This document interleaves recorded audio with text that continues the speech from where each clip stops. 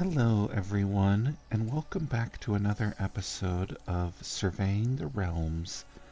We are in a very exciting place right now because this is our last episode of Nightingale.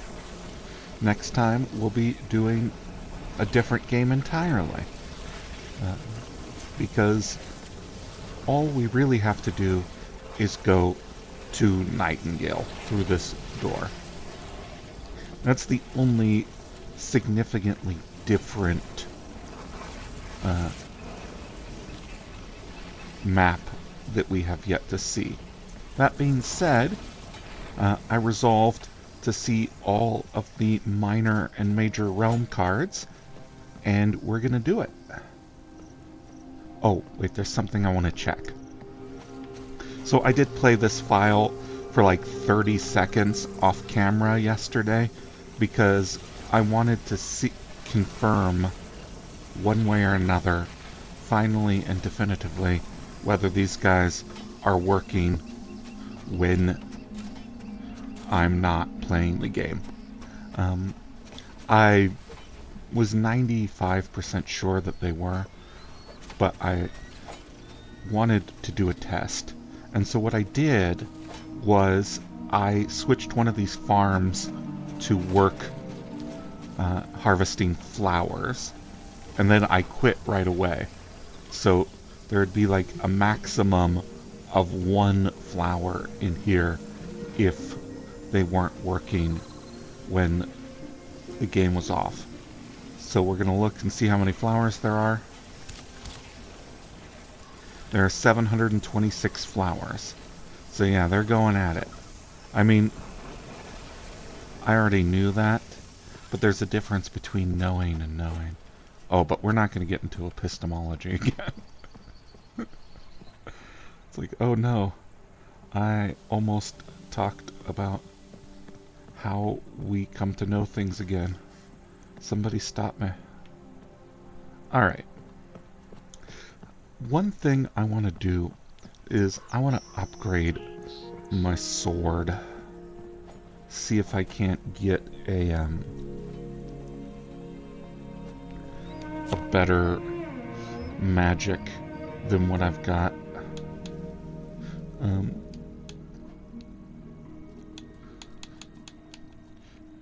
Do the mystic sword. What do I need? Gilded blade, guard, hilt, and cut gem. Okay. So the gilded blade.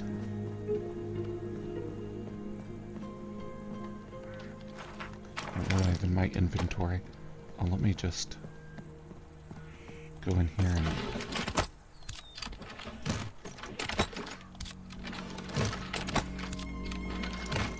dump all of my items.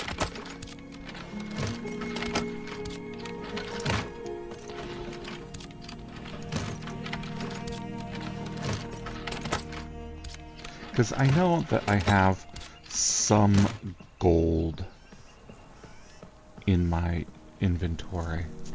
So I should be able to make one sword out of that.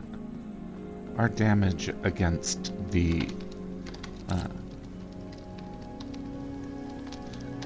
monsters in that last place we were was just terrible. A gilded blade is a blade and precious metals. And the blade is made of a metal plate. And we gotta make a metal plate out of an ingot.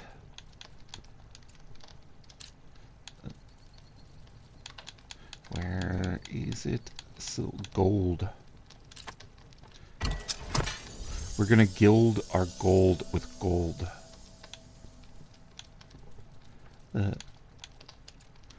You know?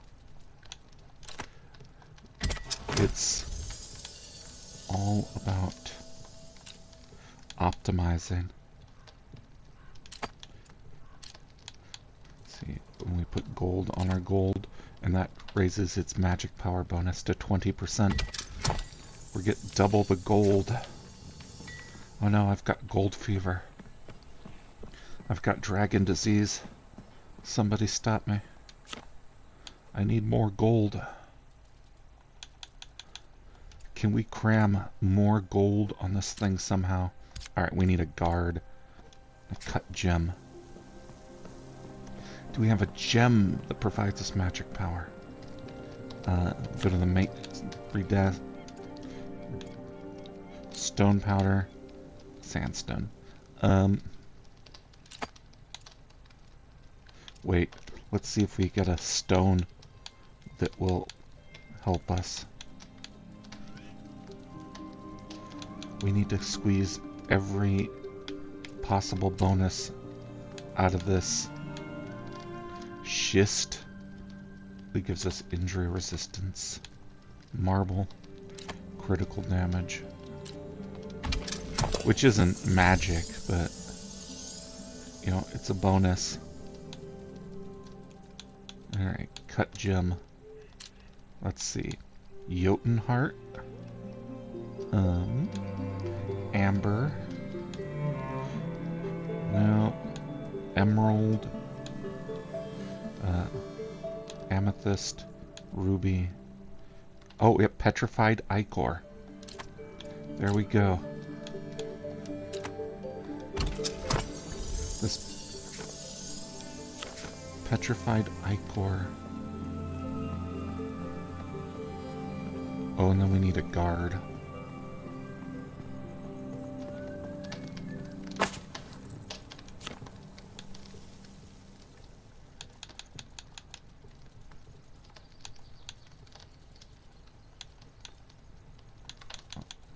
Guard is made of a shaft. And a shaft is made of an ingot. Alright, so we're going to have a gold guard too.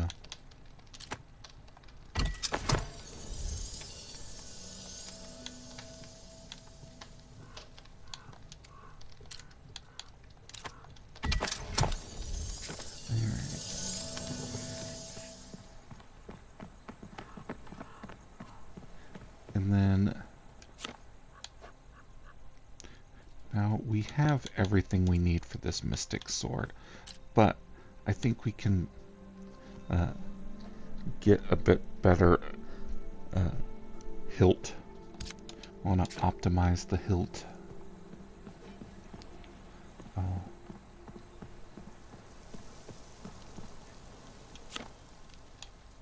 Wait.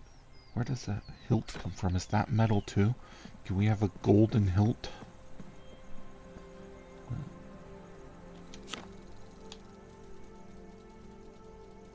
Hilt. It's made, yes, gold. Our solid gold sword. This thing be so heavy.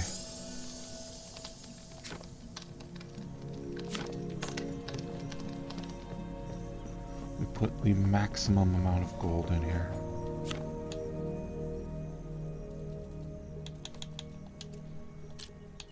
Gilded blade, gold guard. This is gonna look tacky.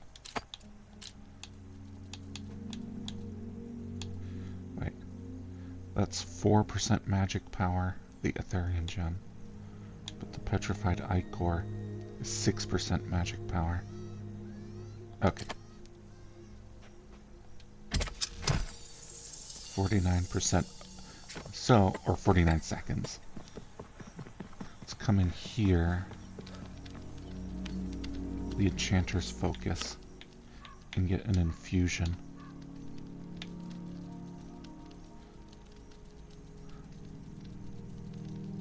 T3. Okay, I can do a T3 magic infusion, but I've got an idea. Like, I think there are oh wait, no, I don't have the...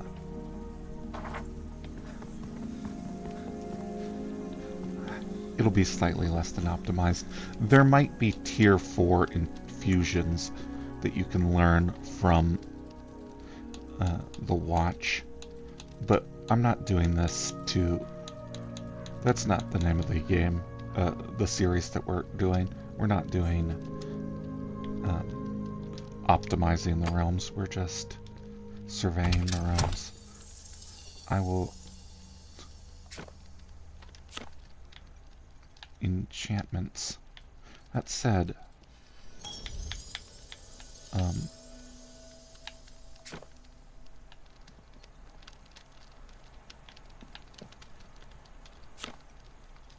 let's look at the enchantments. Obviously immolation. But what else? Summon swarm. And did we not get any of these? Oh, okay, we've got a bunch of level tier 3 that we could work. Quake. Ring of Empowerment.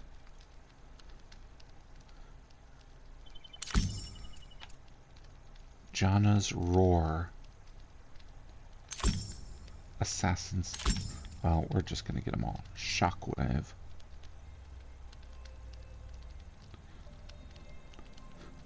Okay.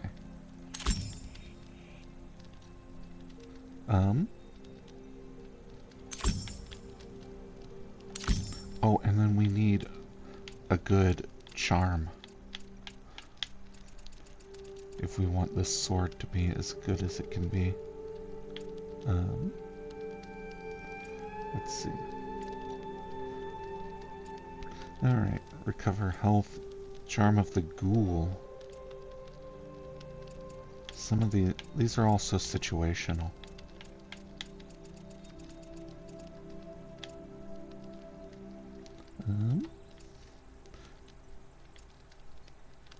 Okay, some of these look like they'd be good for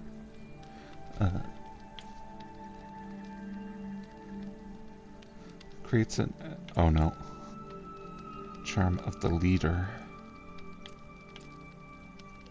Ferocity.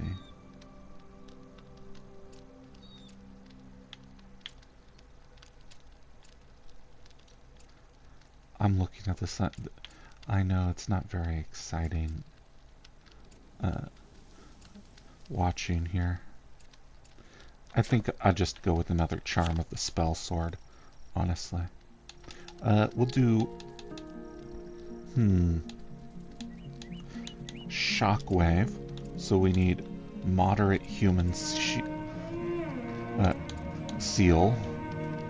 Immolation, which is a weak human seal. And Summon Swarm. Weak nature seal. Okay.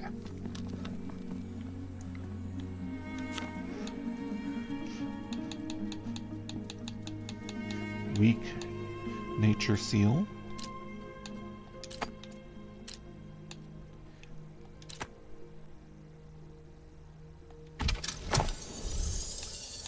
Weak human seal.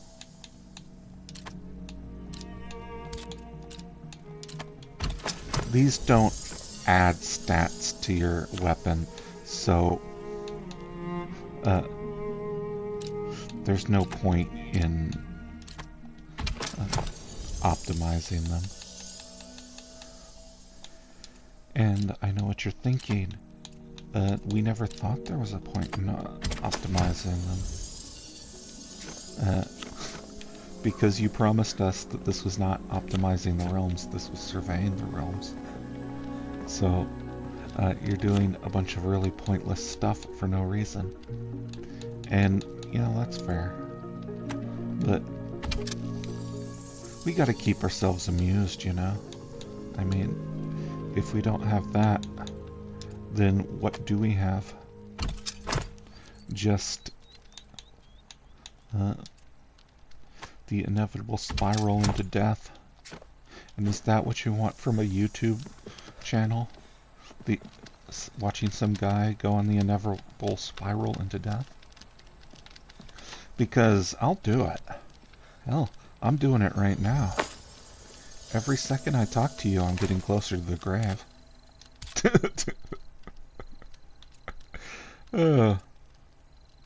Wait.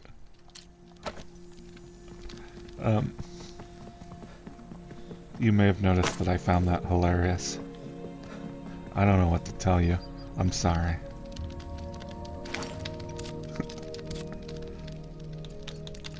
Okay.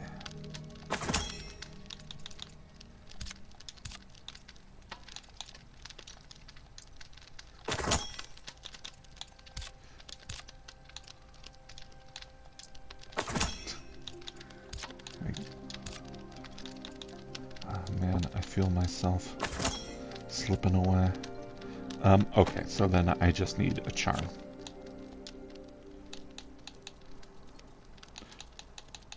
Lumberjack, spell sword.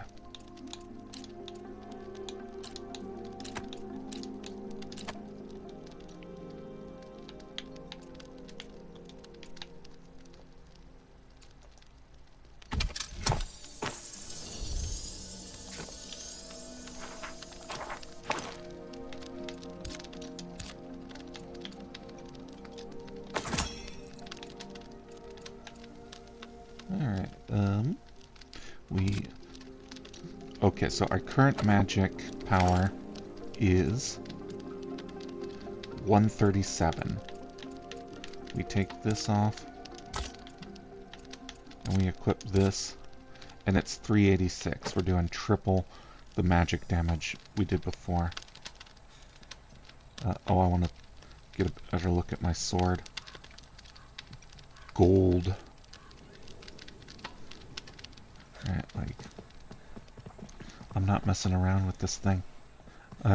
If we wanted even more magic power out of this, we would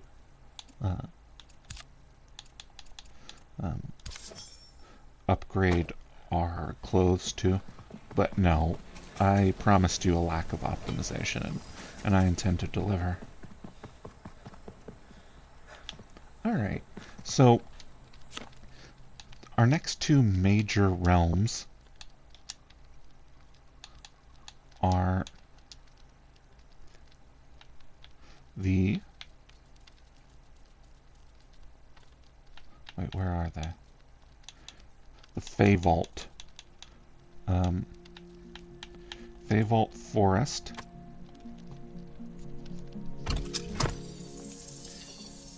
And Fey Vault Swamp. Ooh, I'm getting a lag in my controls here.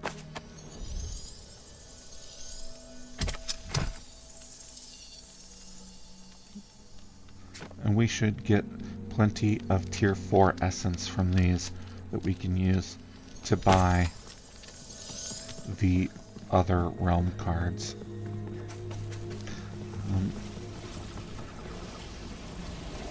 Food portal. Close that and open Fey Vault Forest.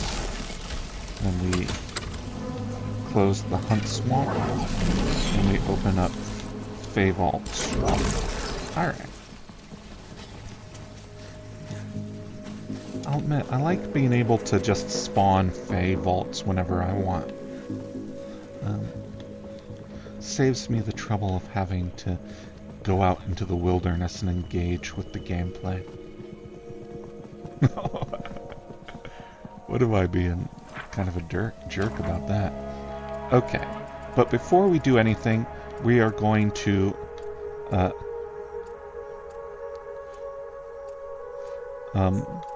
do our next tier of stuff. Now, I'm pretty sure we did all of these top row of minor realm cards before. Like, I think the one we have active right now, Quarry, yeah, it's the last one in that row. So what we need is Tempest Eminent, Ghost, Hunter, Farm, Bulwark, Forge. Alright.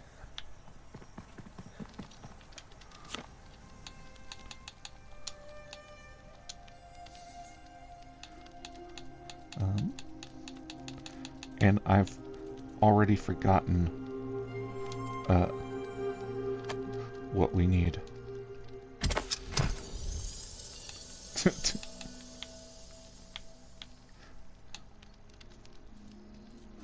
Oh, farm card. Oh, we need a potato for the farm card. Where do we get a potato? Oh no. Oh, well, we can do the forge card.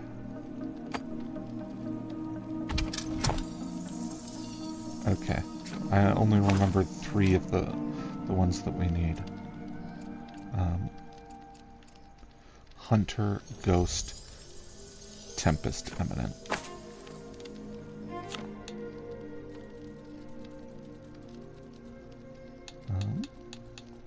Oh, what do we need for Ghost? Obsidian glass.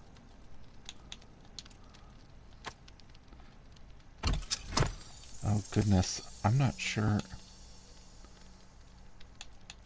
Tempest Eminent. Okay, this we can do.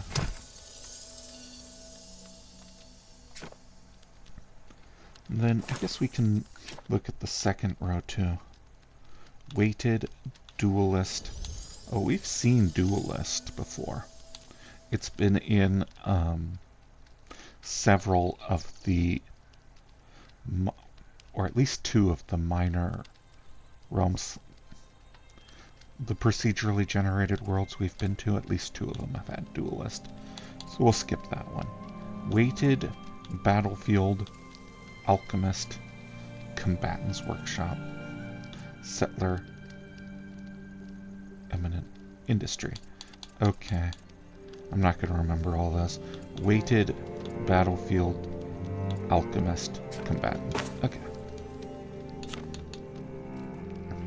Alchemists we're missing because we need a diamond. Combatant's Workshop we can do.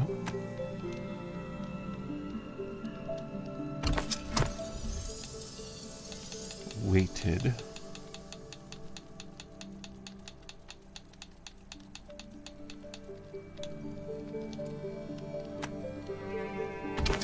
There's that.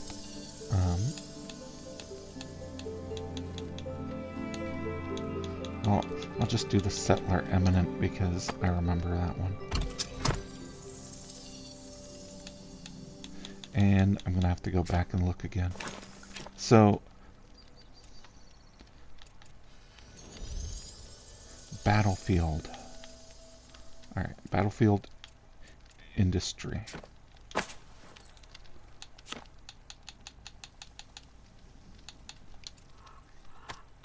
Increases stealth but decreases the yield of natural resources. I don't see what that has to do with being a battlefield.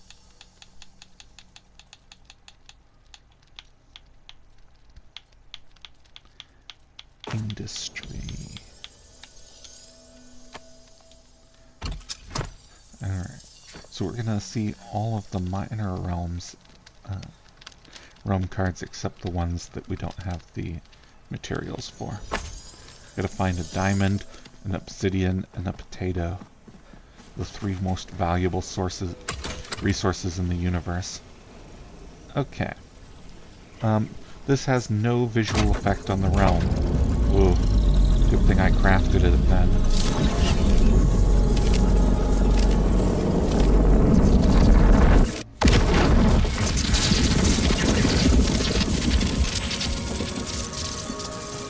These people seeing the world explode around them, not even looking up from their work. It's like, oh no, John's tinkering with reality again. Alright. Bulwark's Workshop. Craft durable goods that increase your blocking ability, but increase stamina cost. Okay. Ooh, the season is autumn. Autumn in the desert, so we gotta look at these trees.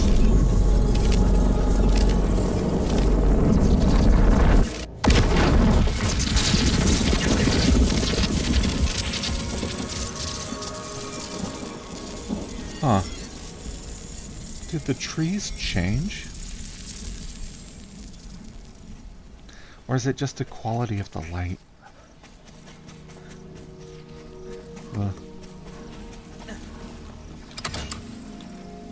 Combatant's Workshop. Craft tools that deal greater damage, but offer reduced yield. Oh man. Could you imagine using these minor realm cards to optimize your productive processes? That'd be so satisfying.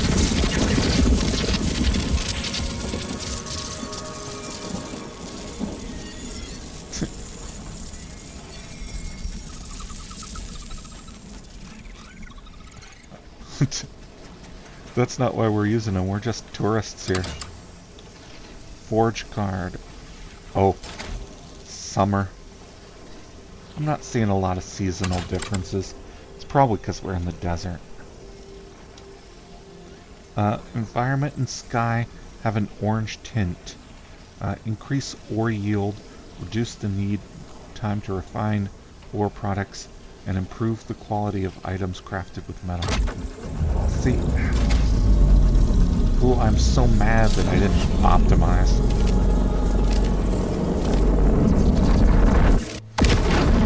In fact, I'm so mad I didn't optimize. I'm gonna come over here and find the bugs that live behind our house. I'm murdering you for no reason. No, I'm murdering you to... Oh, I gotta switch to immolation to see what our damage is. It was about 1,000 before.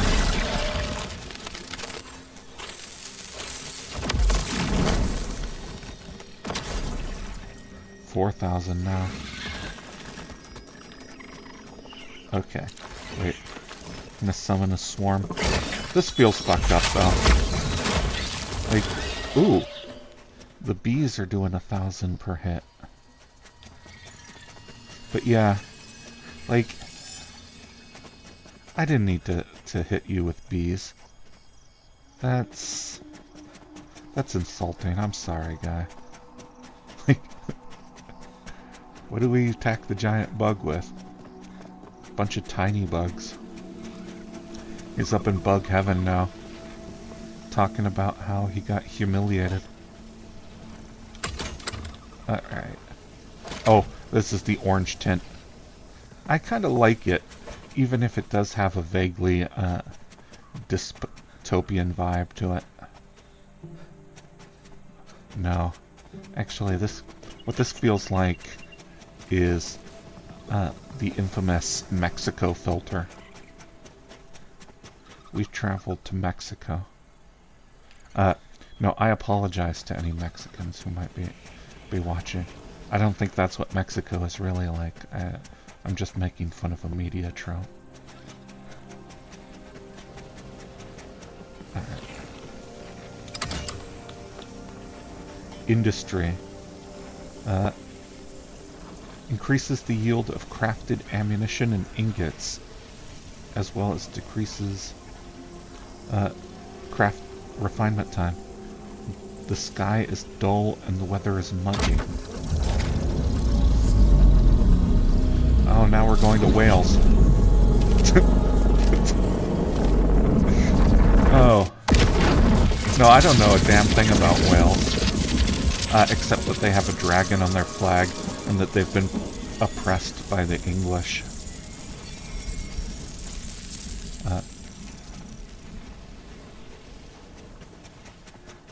So I apologize to anybody in Wales who's watching this. Any of the Welsh in my audience. I don't think Wales looks anything like this. I think that if I was on a forest map when I tried that out, maybe that joke would work a little better.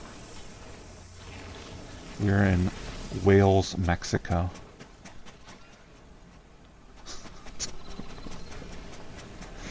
Just doubling down. Alright. Hunter card. Increase the yield gathered from slain creatures while increasing the damage you deal to weak points. Alright, I'm gonna play this. The environment is dull and muted.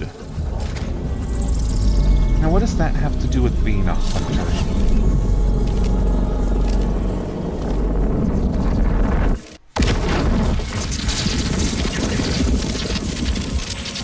And somehow this seems less dull than it was before.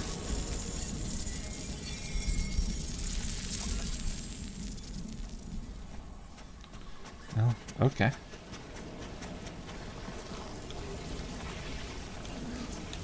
Do I...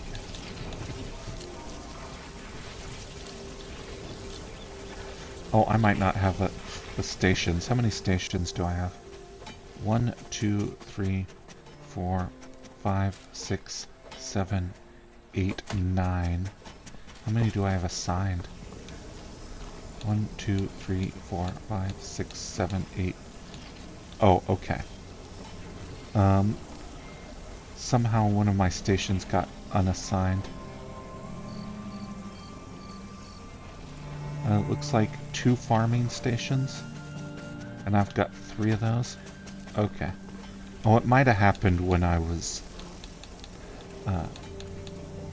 when I assigned that farming station to wildflowers. More pumpkins. Alright. Oh, I need to eat. It's been a while. Humbaba steak. Basil boar steak. Oh, video games allow me to live out my wildest fantasy of eating steak. No, I don't miss steak at all. The only meat that I really miss is raw fish. That's hard to replicate. So, like, I like sushi and bagels and lox. That's something I haven't been able to replicate as a vegan. Alright, weighted card. The celestial bodies in the sky easily visible to the naked eye. Ooh. I like the sound of that. I don't like the sound of whatever weighted is, though. Fall velocity increase. So I can take more fall damage. Oh, I'll bet that they only come out at night. You know what? Screw this, I'm going to bed. There you go, my tiny single bed facing into a hallway in a vast empty room.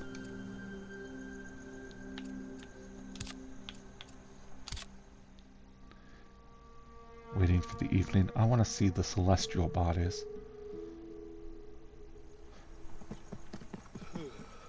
If I told you you had a celestial body, would you hold it against me? No, that doesn't even make any sense.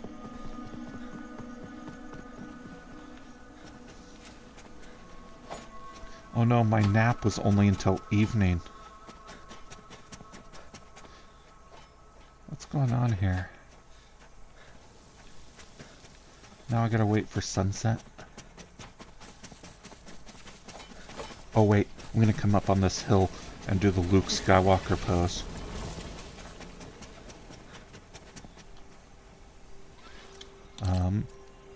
Wait, where's my emotes? I'm trying to remember the movie. Which one of these is the most correct? No.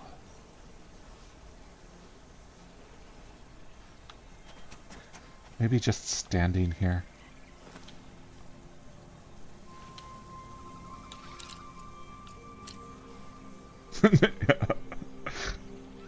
There we go. Sorry, Empire. Good night, son.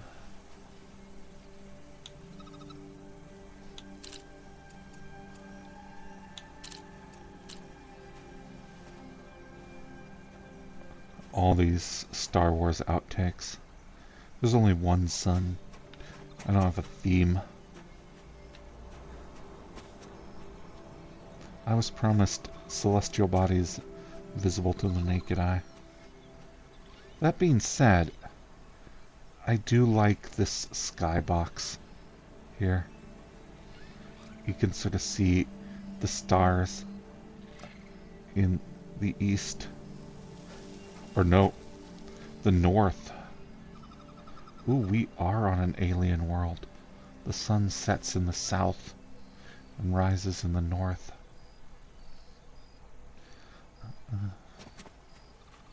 We went to the ends of the universe and we wound up on Uranus.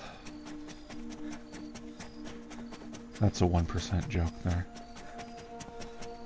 It's funny because it kind of sounds like the word anus. No, it's funny because Uranus orbits sideways, or rotates sideways. It's the only planet in the solar system that does that.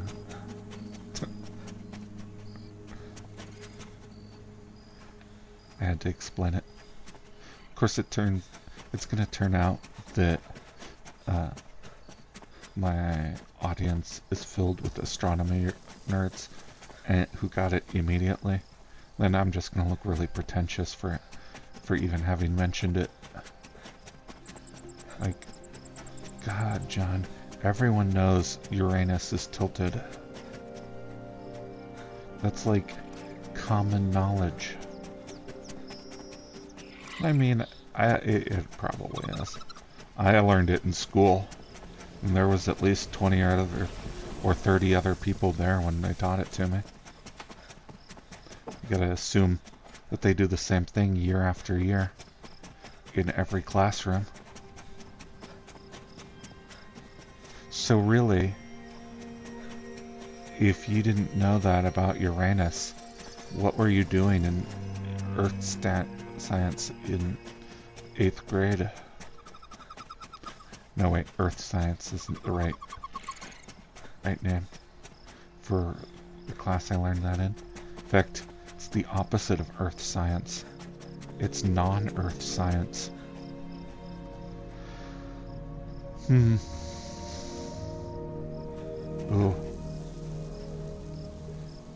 You know, I know that this is dull from a gameplay perspective, but I like these little moments here. Just watching the sun disappear behind the horizon to the south. Thinking about Uranus. Like, we don't have to rush for our exploration. Sometimes exploration means taking a quiet moment and contemplating the things we've seen.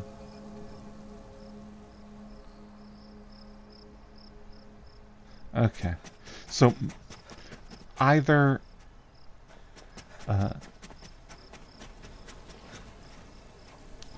the card meant that the stars were visible when it said celestial bodies were visible to the naked eye, or it's full of shit. I think we are nighttime enough that if there was some like weird planet or something that was supposed to be visible, it would have shown up by now. Well, this is the last time I wait for nightfall.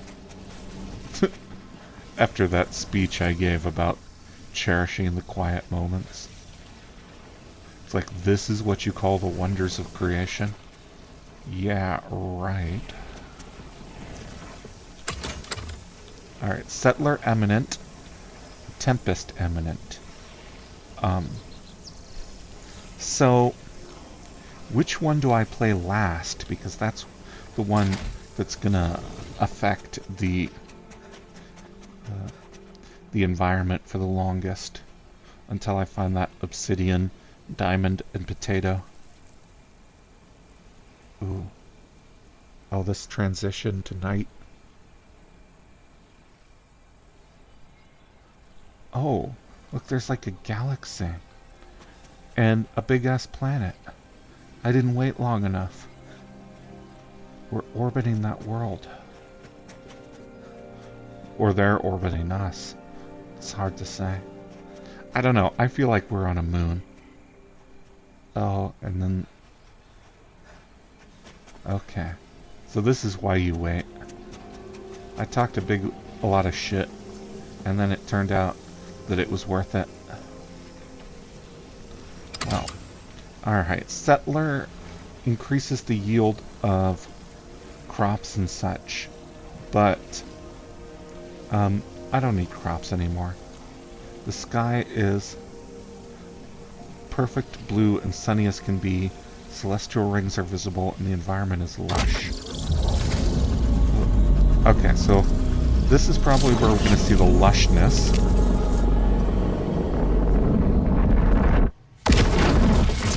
Ooh, and there's this. Oh yeah, it went all green. And then there's the celestial rings. And basically everything about the sky is better. Huh. So I actually have no way of knowing whether or not that was caused by the previous card, or if that was always going to be the case.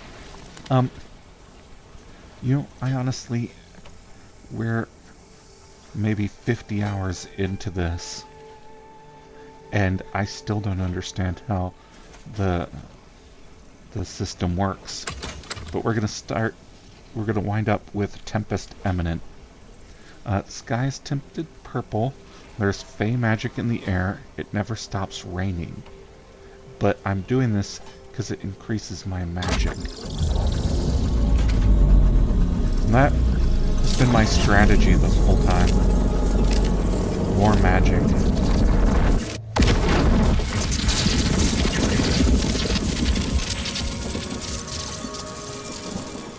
Desert rains. Alright, I'm gonna go find something to blast.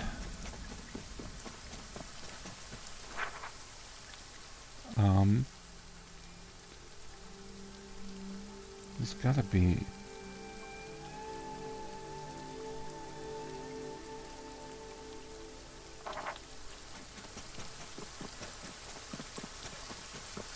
Oh man.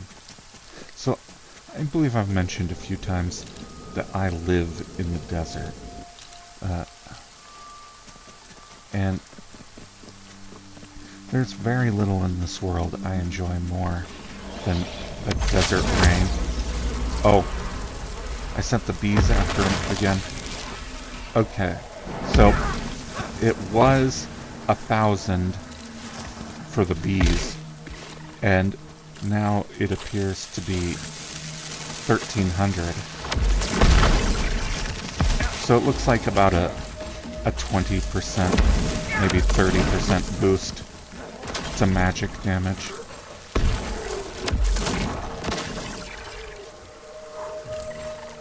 Oh no. Don't limp away. Take that stack of papers too.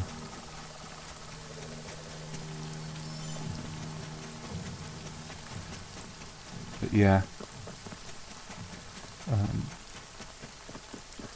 Just when the hot air of day turns to this cool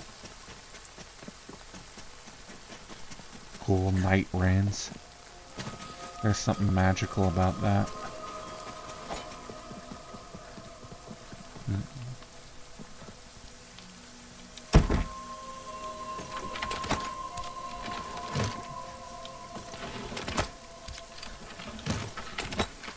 In theory, there's a world where all of my materials are neatly stacked and everything's organized.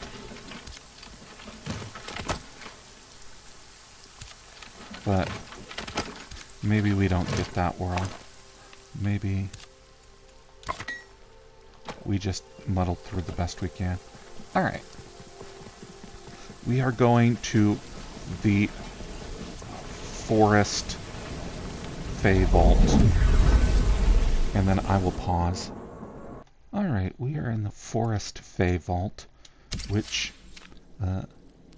is definitely something we've seen before. So this isn't going to come as a shock to any of you. Unless you're joining us for the first time. and you're easily shocked. Like, what am I looking at right now?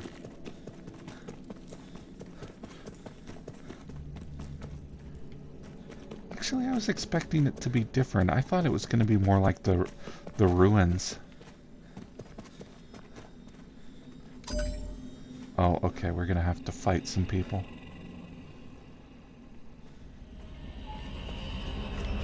Where do they appear?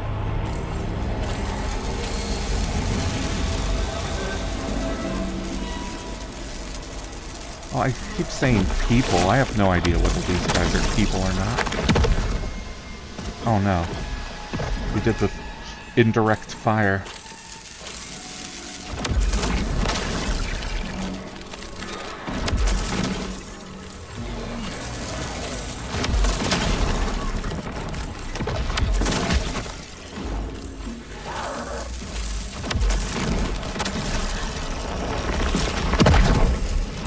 Son of a asshole. I gotta find this artillery guy and take him out. Oh wait. The spell that killed Humbaba. And you, sir, are no Humbaba.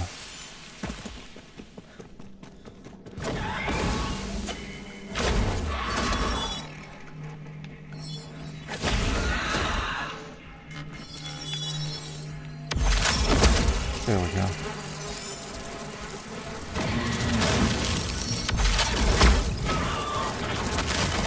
Alright, like... Ha! The bees teleported with you.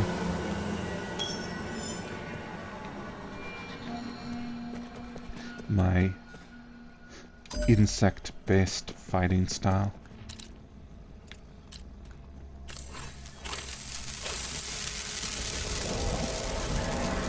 Wait for him to spawn in, hit him with an AoE.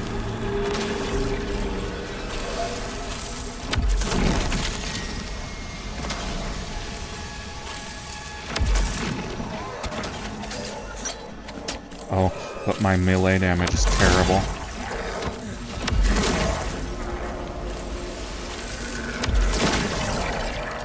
Oh, I should try...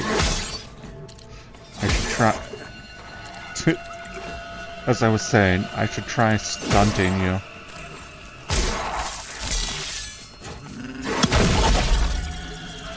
Wait, what did that even happen? Oh no. I need to contemplate my choices. I don't know what the shockwave spell does. Ooh, there's a Fey chest. Carnute hide and Leporidon.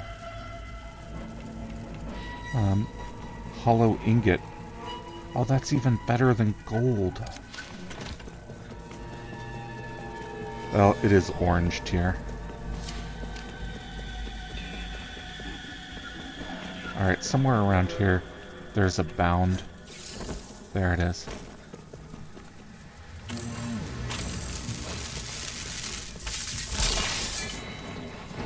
Oh, I think Shockwave might be defensive.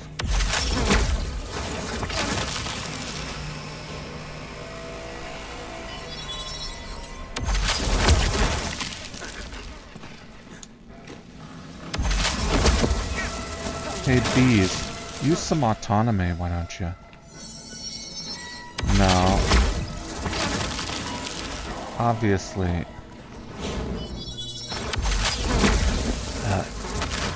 If you guys had autonomy, I would feel worse about using you as a weapon.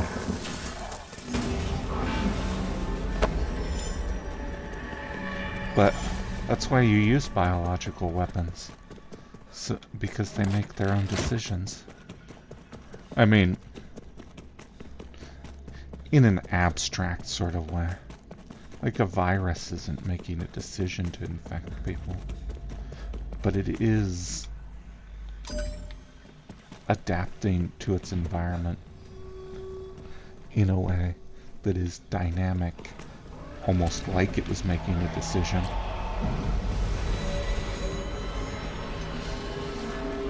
Oh.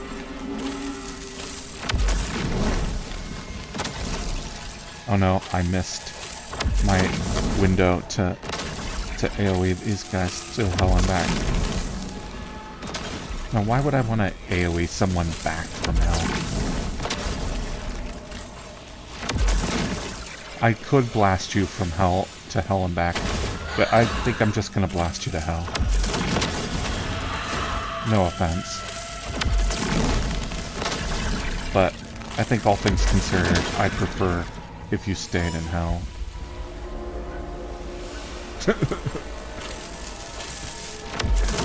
That's quite the statement to proceed with no offense.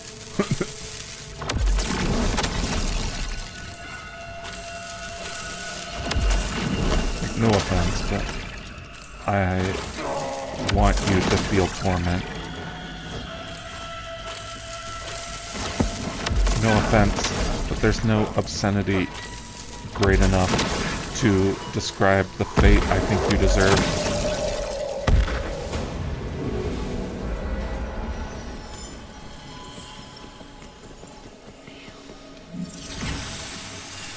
Wow, you can precede any statement by no offense and make it sound okay. Like, man, could you imagine not taking offense to that? That's powerful.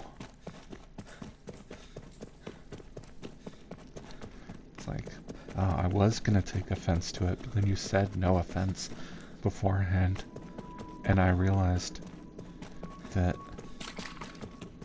Oh, okay. This was the start of my entry into this Fey Vault, and the finish is down.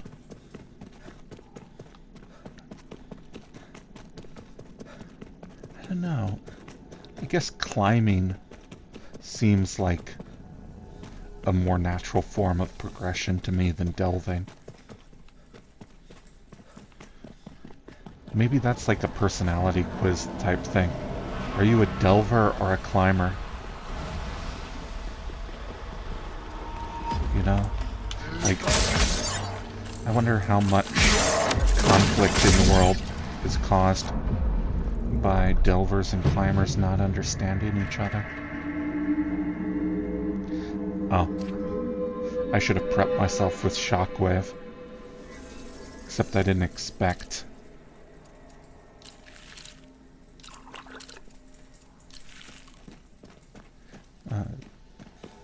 to be attacked by such an aggressive enemy.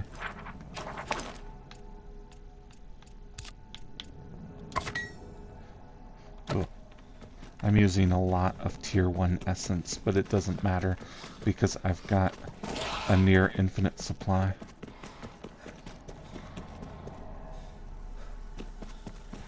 Oh, okay. Let's shockwave up.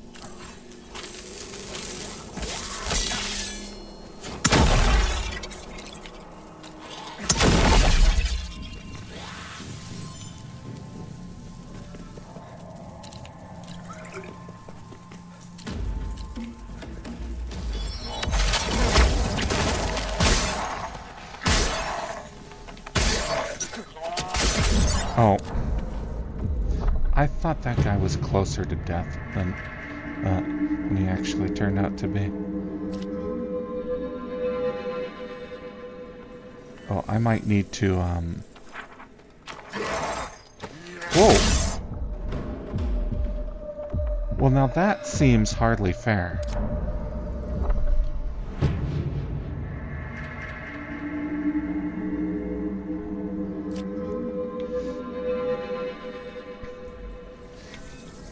Fucking spawn camping.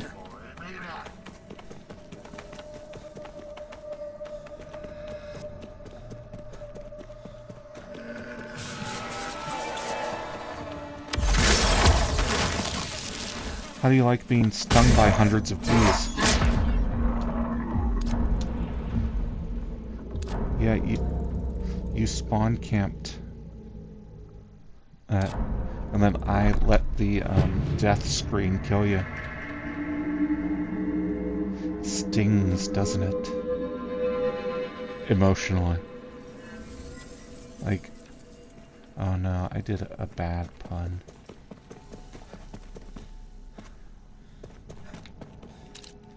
Like, I gotta become a bee-themed supervillain from now on.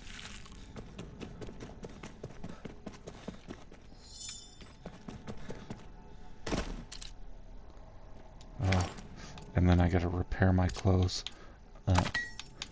I used a lot of durability dying. Son of a...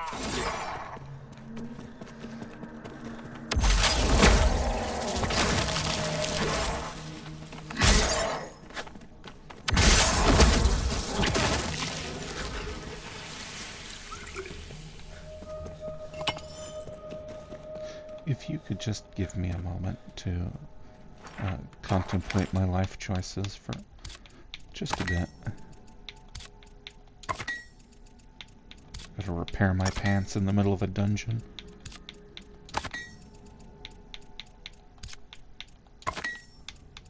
Oh man. Pants-based accidents are the worst. Every time I've had to repair my pants, it's just been a major, like, inconvenience and humiliation.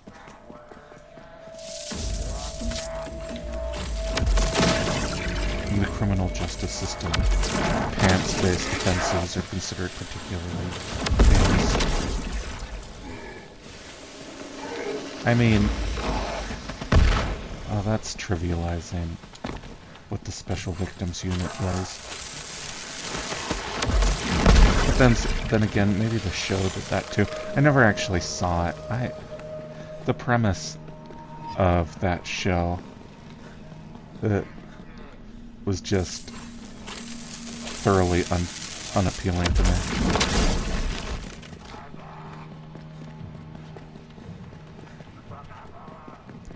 Like, why dwell on the worst of humanity week after week when you could join us here at Surveying the Realms and dwell on the best of humanity?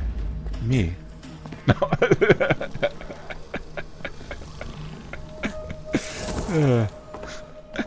Oh. Oh, I do have fun sometimes.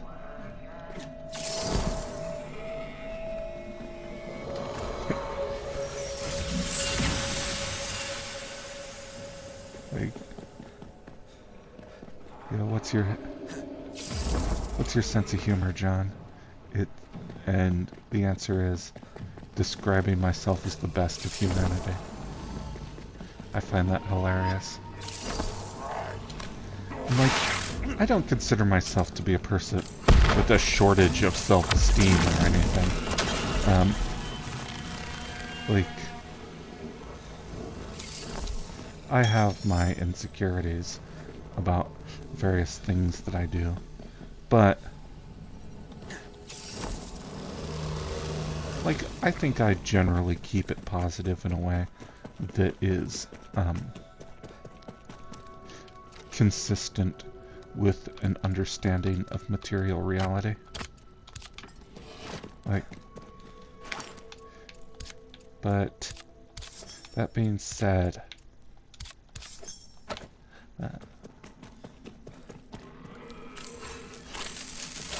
everybody has their flaws, and my most unfortunate flaw is a tendency towards grandiosity. I hate when I catch myself doing it, but I can't stop myself, and so I try to stay humble. But having an excess of humility can seem like you're down on yourself. And I find the tension there to be hilarious.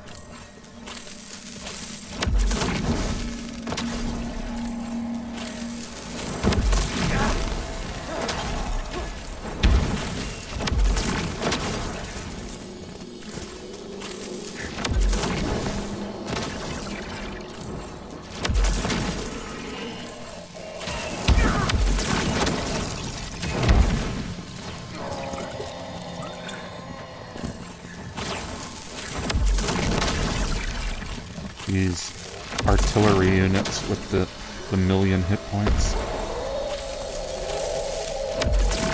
Now, I guess I would estimate their hit point total at maybe 20,000.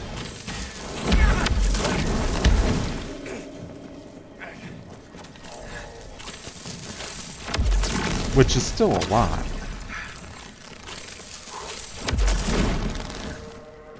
I need to come back fully optimized, dealing 20,000 damage a hit.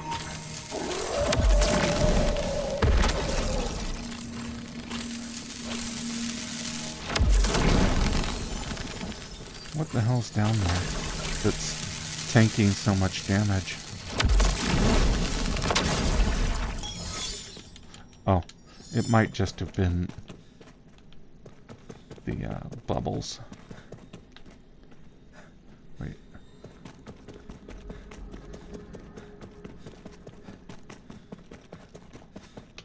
Oh no. We gotta delve more. I thought I told you I was a climber, not a delver.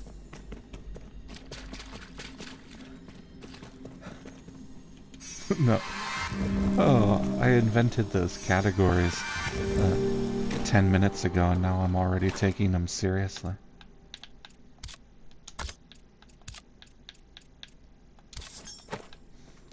It's like, you know that thing nobody besides us has talked about in the history of humankind? Well, I'm treating that as a very serious diagnostic tool, and you can't stop me.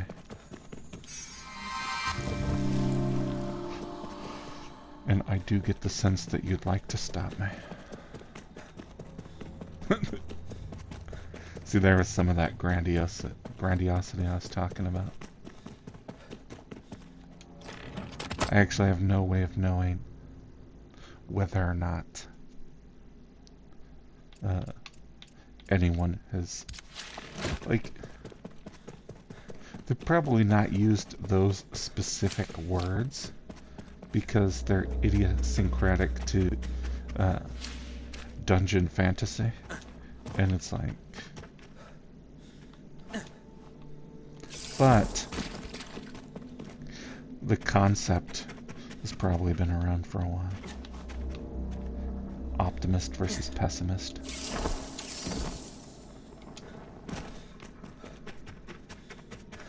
So, one thing that annoys me, call it a pet peeve if you want, is when people try to game the optimist versus pessimist questions. Like, do you see the glass is half empty, half full? And then they try to give some sort of clever triangulating answer like, oh, I just see half a glass. It's like, no shit, you just see half a glass, because that's what there was. You reframed the question. And so the question within the question is, why did you reframe the question? What were you hoping to accomplish? And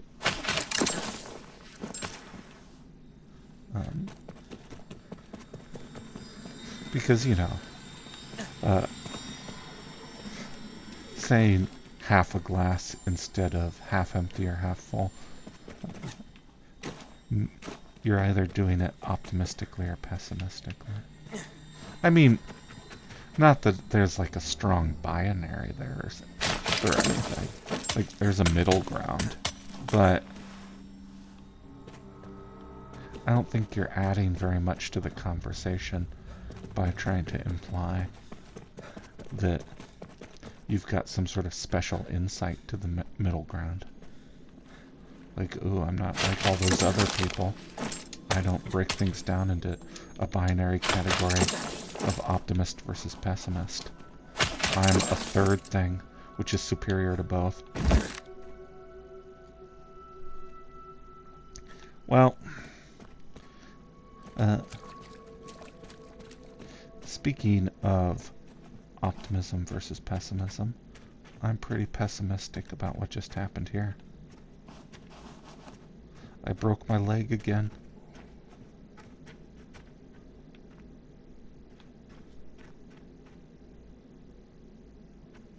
Oh, my leg is broken, so I can't zip around with my hook shot. And I keep meaning to make myself injury salves, and I keep forgetting to do it. And it's frustrating because I saw the sigil that we needed. All I had to do was get over there without humiliating myself, and yet I can't.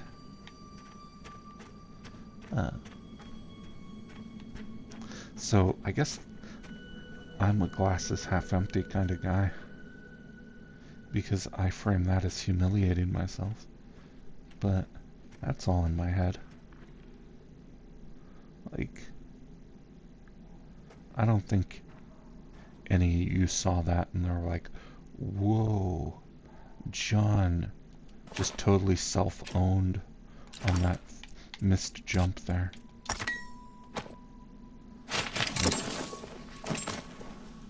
The immense respect we have for him for being the world's greatest man is diminished.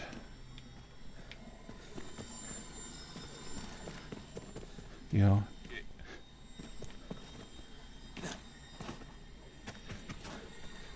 we discovered that he is in fact capable of taking a fall. Our idols are toppled. And, you know, I'm sorry. I know we live in a faithless age. And all I ever wanted to do was give you guys something to believe in. See, I'm doing it again.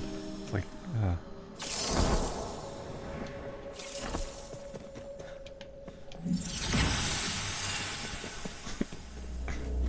Look, I'm not saying I'm not an icon for a faithless age.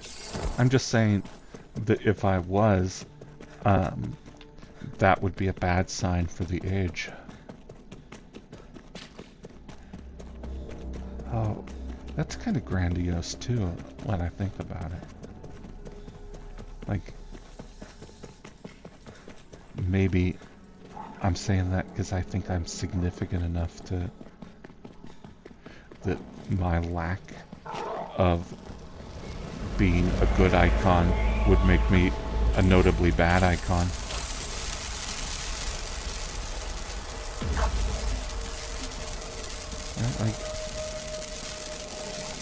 I think there's an argument to be made that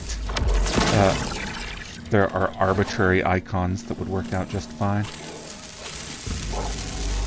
Ooh, I might have to go back to base though, because there's no way in hell I'm surviving a defense mission on this map.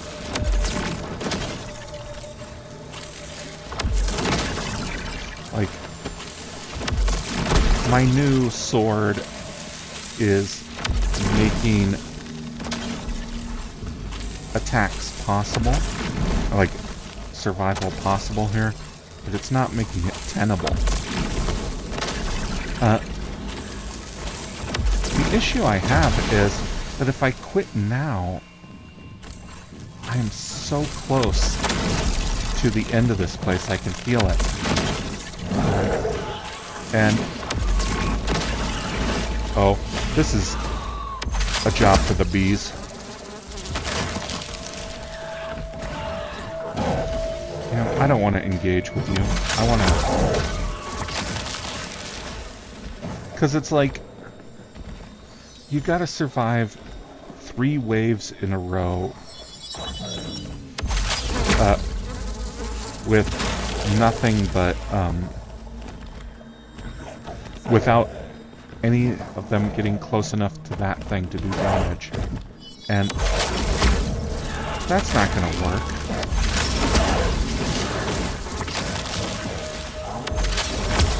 Right? Like, again, being a shadow of Humbaba. I respected Humbaba, but I don't respect you. What kind of damage am I doing with the sword?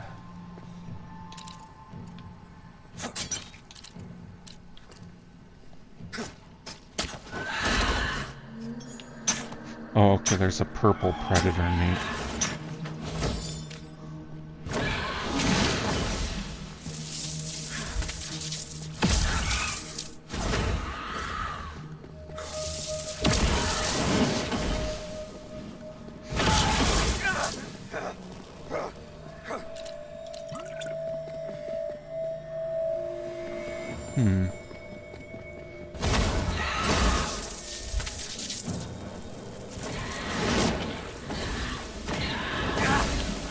Where are you? Oh, I must have switched to... Oh! Right, I'm on my... my knife. I need my sword. I kept using the track legend spell on this guy, and not the B spell.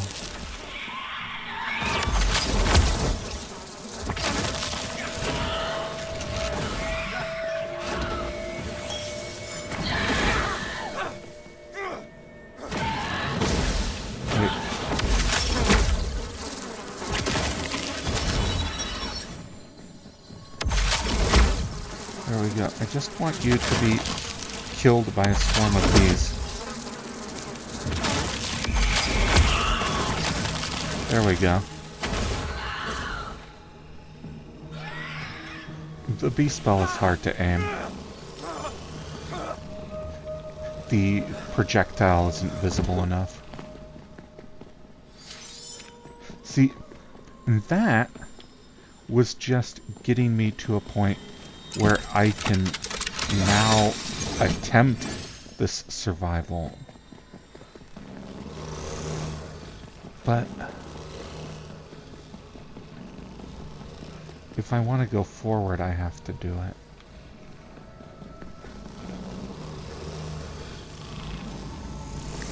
Maybe I don't want to go forward. Maybe I just want to go to the next one and hope for a better reroll.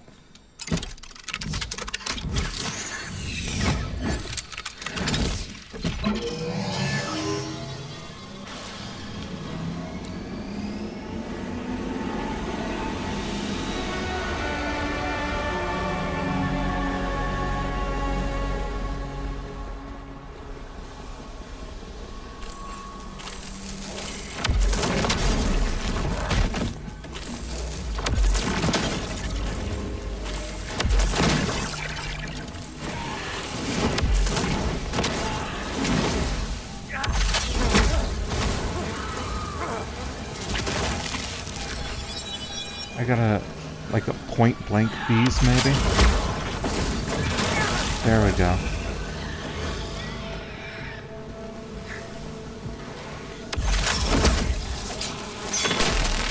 Come on, look at me. Look at me while I do the point blank bees.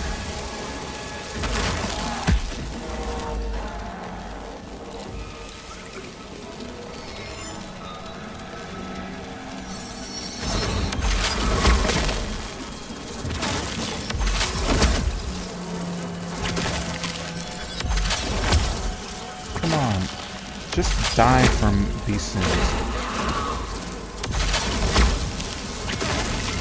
There we go.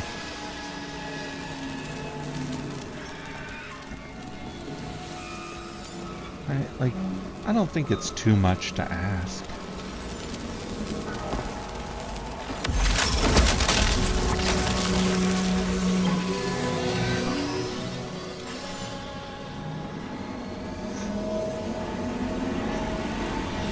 I actually wonder if it's cumulative or if it all has to be in a row.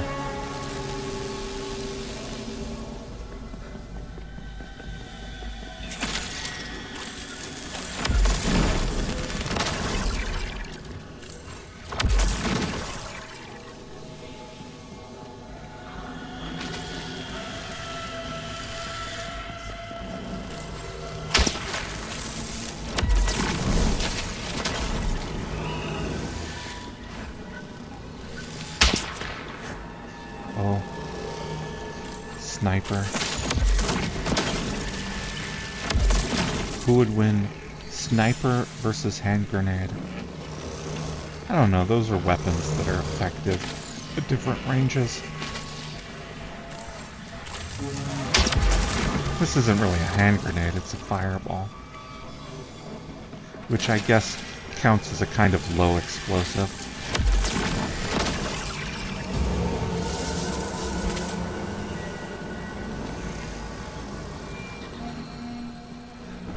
Oh, my understanding of explosives is limited. I think low explosive means subsonic shockwave, and high explosives mean supersonic shockwave. Now, don't quote me on that, though. I said I think, because that's based just on a guess. When it comes to explosives, I'm all about the guesswork.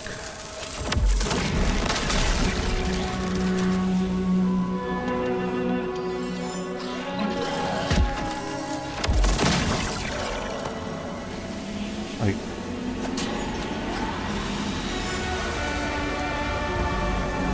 my estimated demolitions.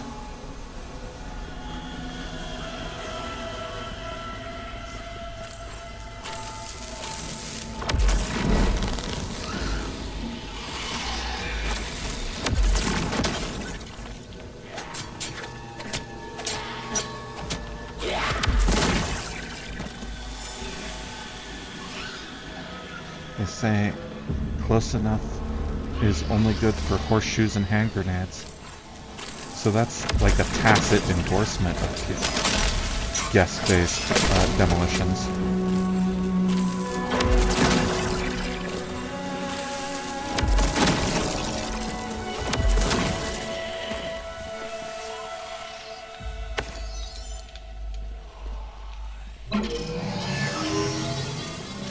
See, I don't know if I'm starting over every time. If I'm making progress, this is fine. I'll rebuild this up however many times it takes. But I think you gotta do all the waves in one go. If that's the case,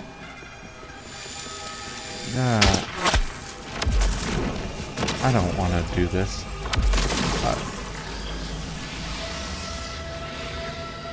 Like,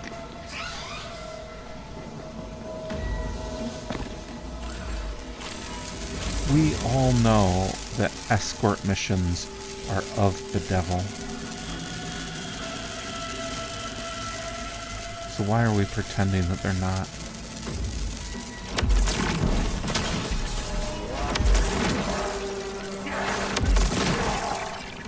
It's just, I know that there's like 100 tier 4 essence waiting for me if I can beat this. And I want that essence. I'm driven by an insatiable greed. I don't even need it. I think I probably have enough already to buy all the realm cards that I need. But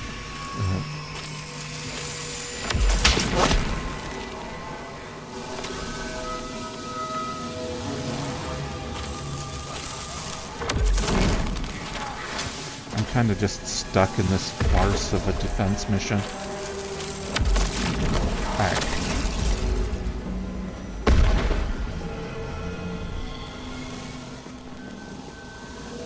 I'm gonna try one more wave, and then if it doesn't die, if it doesn't go through after this wave, I'm just gonna quit. People say, quit while you're ahead. That's actually...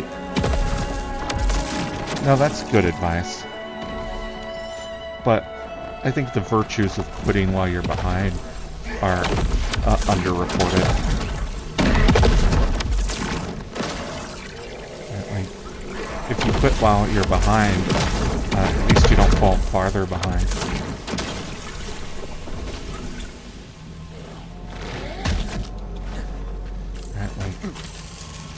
Think about it. There's a world where you don't quit And you just keep going through failure time and time again. And at some point, your tenacity stops seeming like a virtue and starts seeming more like a refusal to accept reality.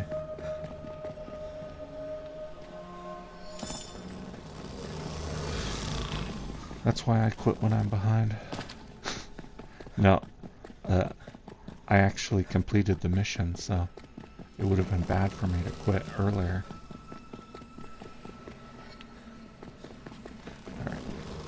I'm optimistic about this Fey Vault now. I think we've done everything, and the only thing that's left to do is collect the big reward at the end.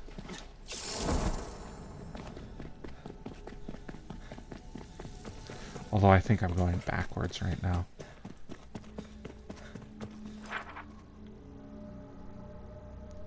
Oh wait, no. There's an infestation up ahead, and then the portal. So one more infestation is all we have to deal with.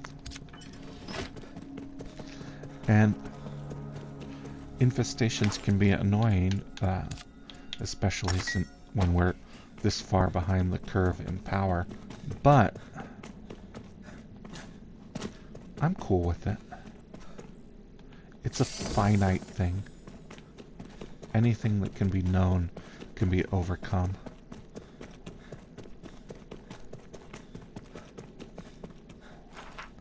It's like the nerd way of saying, if it bleeds, we can kill it. Oh. You know, I might have been wrong. Look at that. It's got a weakness to poison and weakness to fire, and my fully charged fireballs are still only taking a sliver off of this.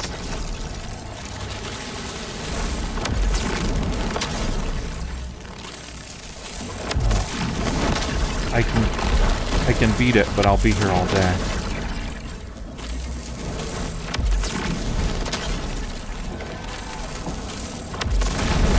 I said this was the last episode of Surveying the Realms. I didn't anticipate that it would be 8 hours long.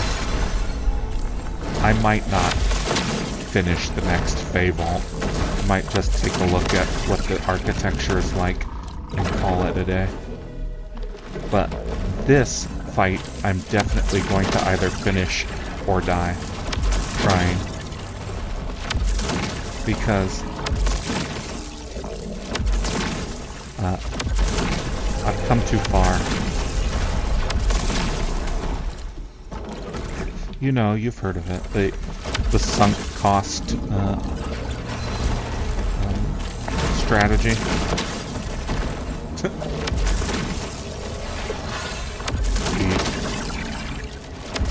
I've already sunk so much cost into this that to give up now would be a shame. I wonder if bees stack.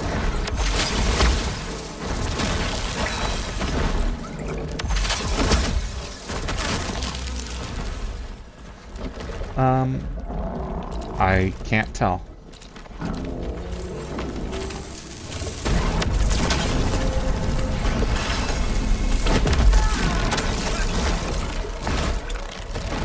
Right, like, I'm gonna win this. The rate at which he's doing damage is much less than the amount of poison or potions I have. So if I just keep going, I'm gonna chip him down eventually.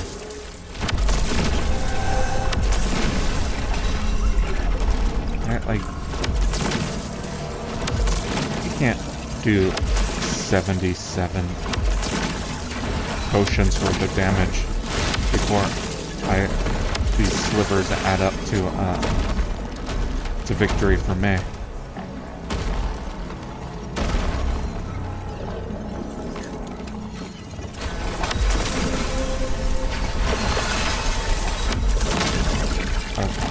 little bit more distance, though, to regain some stamina. My arm's getting tired from throwing all these fireballs.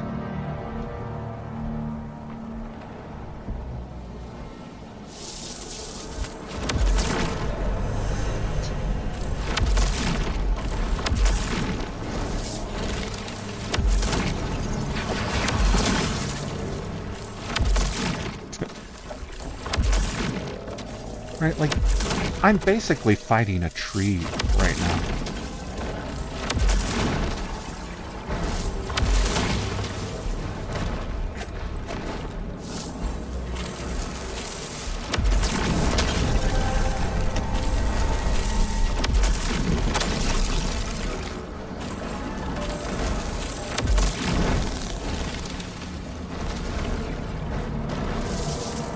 And I'm fighting it with a fireball, the thing it hates the most.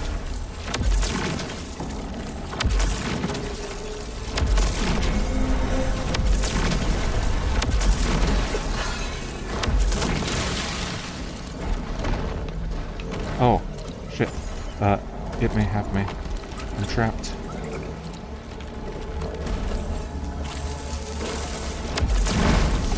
It's got this thing where it surrounds me with roots. And if I'm standing right on the root, it can take like 4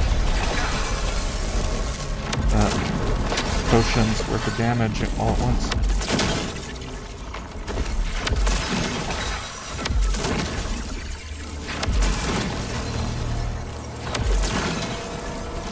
Alright, I'm halfway done. Oh, see, now that was a glass is half full moment there. I could have said, I still have halfway to go. Oh, was I wrong about me being a pessimist? No.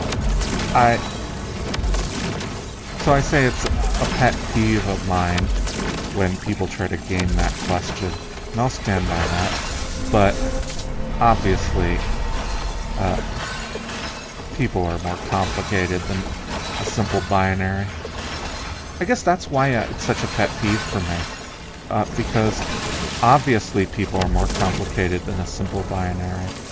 So why are you acting like your ability to thwart the binary makes you special? Then again, what do I have against people being special? There are 3 types of people in this world. Optimists, pessimists, and the superior mind.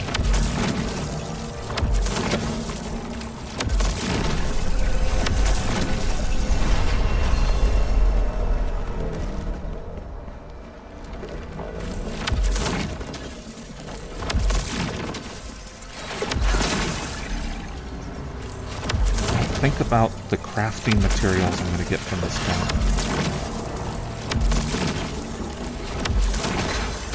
Oh man. That's a hell of a thing to say in a fight. Like, I've already objectifying you totally in my head.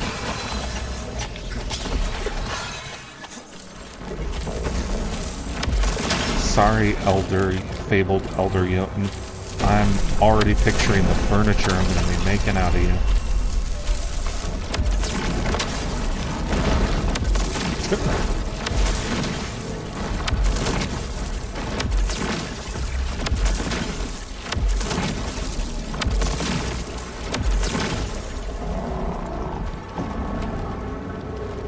Oh, I thought that was a big enough gap to go through.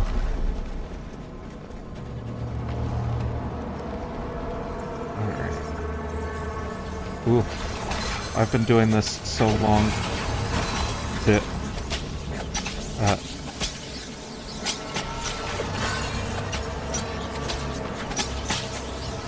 my clothes are starting to wear down. I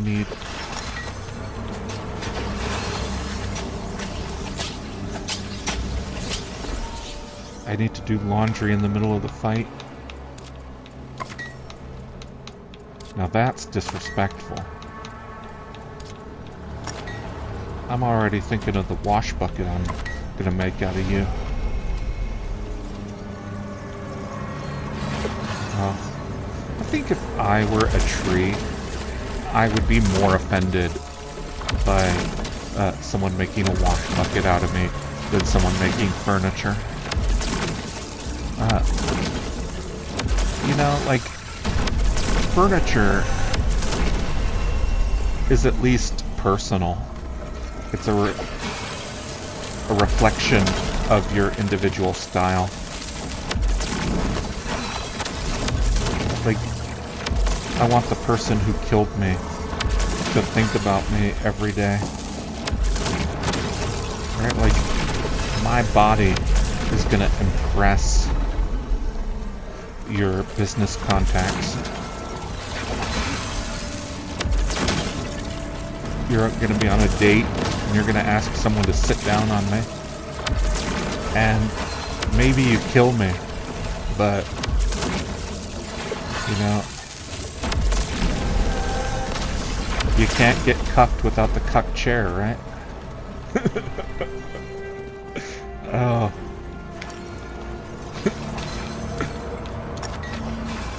I'm gonna kill the elder Jotun, but he's gonna be the cuck chair that I sit in, when my spouse, is drilling, another dude.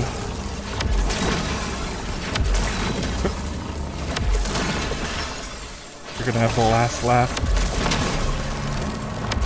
Oh. You know what? I'm gonna do it. I'm gonna literally make a chair out of this guy.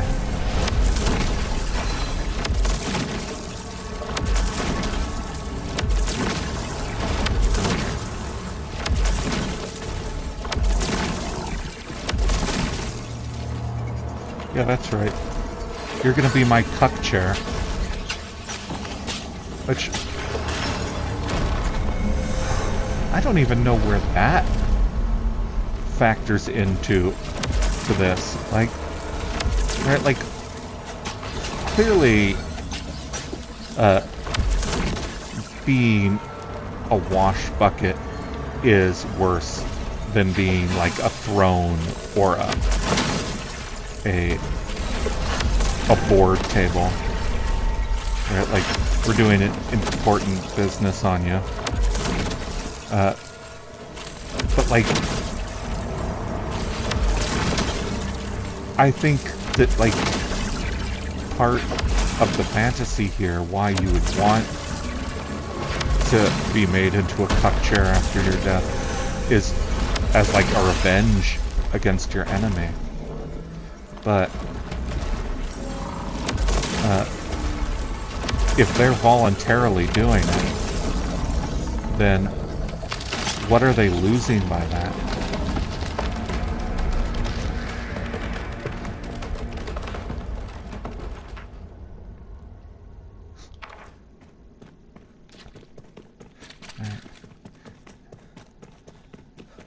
Like, oh no. Like, who's that more humiliating for? Also, it doesn't look like we're getting Jotun wood out of this. Never mind. I'm gonna go back, see if there's some wood that I missed. In a normal boss chamber, there's like a little chest that has the boss materials. And against a normal enemy, you harvest the materials directly. But it looks like he disappeared like a boss. He didn't leave a box like a boss. Which frustrates me. Because I was gonna do something really funny with his remains.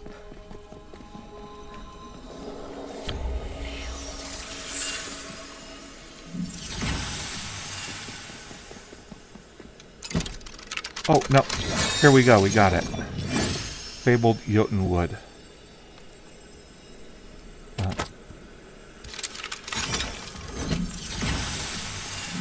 And see what I was talking about? the big windfall of essence.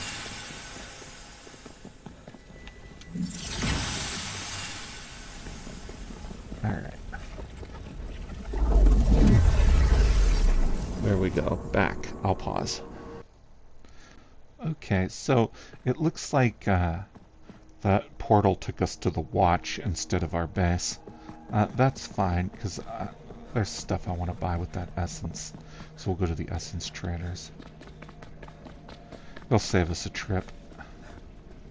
Bernice, let's see what you're selling. Realm cards minor. Estate minor cards. Oh, this is going to take forever. I'll buy that.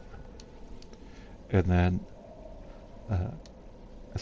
more estate minor cards.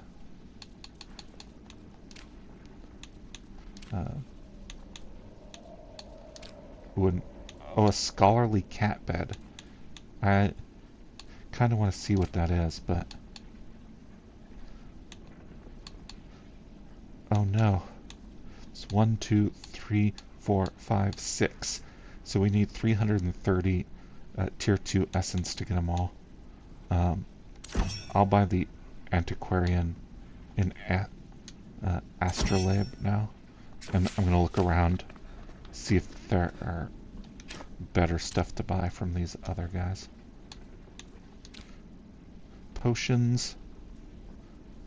See, if I bought this formula, it's the recipe for a tier 4 potion. So that's worth it to us, except I think our tier 3 potions are going to get us there. Alright. No, we don't need that. I mean, we don't not need it, but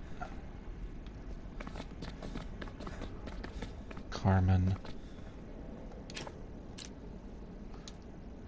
Okay, no. Don't need a firearm. Well, then this guy's furniture.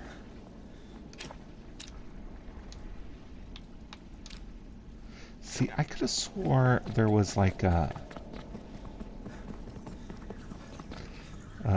someone selling tier 4 augments and things. Although that might be in Nightingale itself.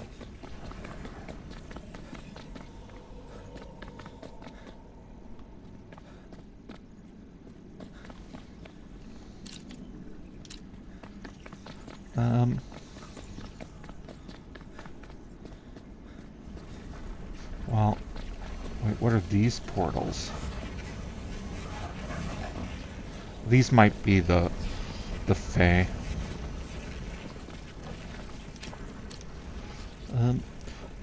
Okay, yeah, they're vaults. So those are the Fae vaults. Which we're gonna go into one of those later. Let me check on the second floor, see if there are any essence traders up here.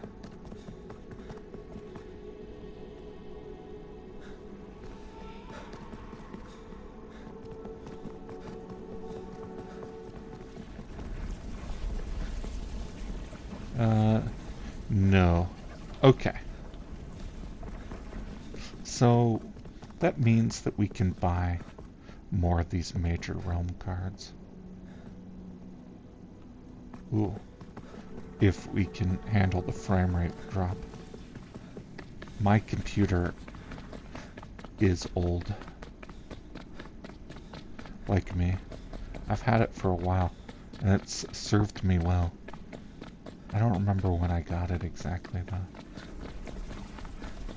Like, I remember buying a computer in 2015, but I think that was the computer before this one.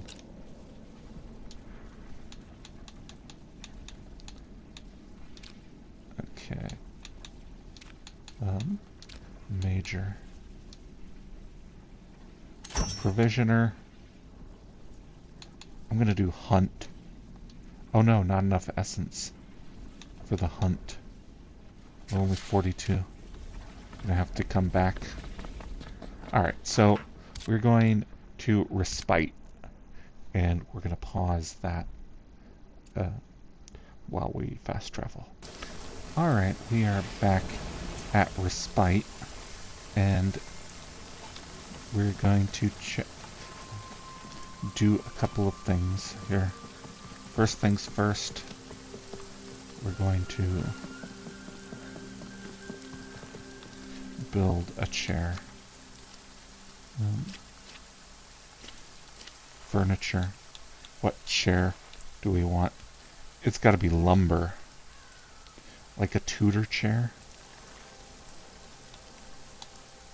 Tudor sofa. We'll make a toilet of that elder Jotun. No, I don't have that much against him. Look at this furniture. Maybe there's a tier 3 chair. Ooh, okay, we're gonna do an Art Nouveau chair out of the elder Jotun. So, the Art Nouveau chair takes 2 carved wood, 1 cloth, and 1 felt.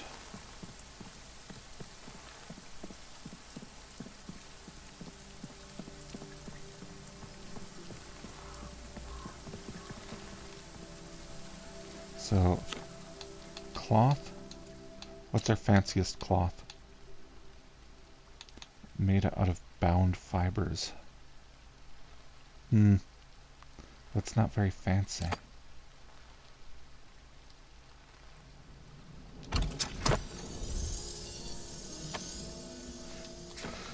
We might have some cloth already. Felt. This, though, we can make out of a hide. Let's see. I'm going to do it out of humbaba hide.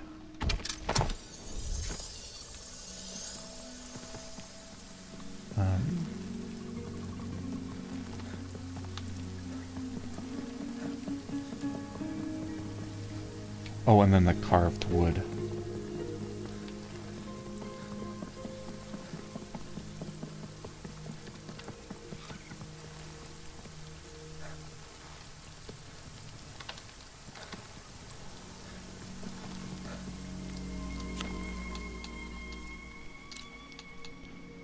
Oh, first I gotta make it out of lumber.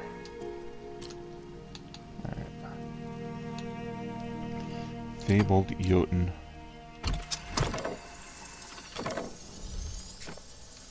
And then the carved wood.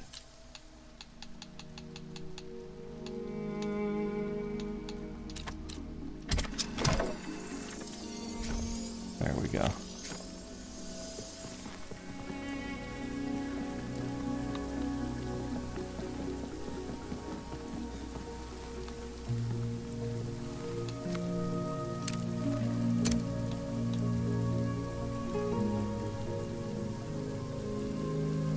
Gotta make sure it's facing the right way. Okay. Then add resources from inventory. Elder Jotun wood. Humbaba felt. What's our nicest cloth?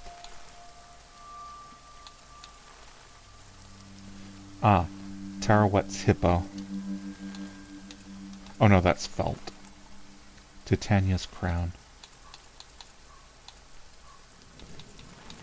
Nothing spiteful. There we go. Our tribute to the elder Jotun. Now, can I sit in this thing? No. All for just functionally cosmetic. You know, I do have to admit, though, he made for a nice chair.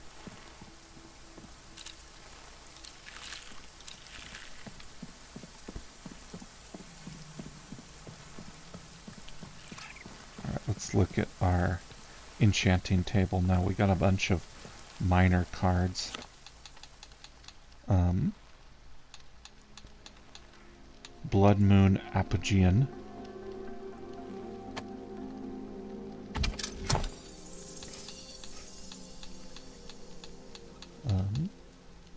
Deep Feywild, I remember that.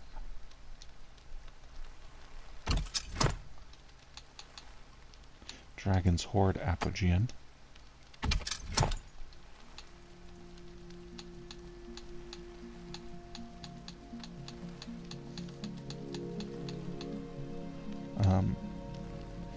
Maleficate Apogean.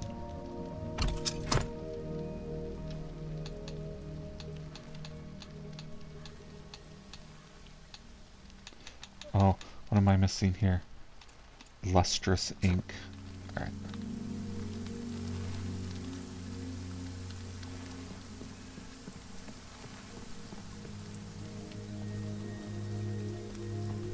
That I make at the mortar station. Lustrous ink, vibrant ink, and gems.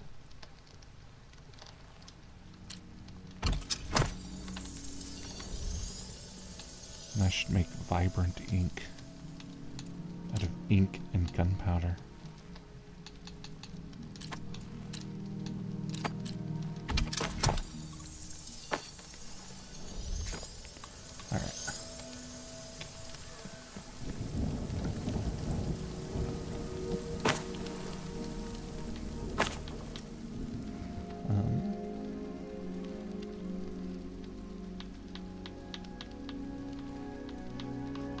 Oh, Hearth, I believe, was one of them. You know what? I'm gonna have to go back. A Tempest Apogean.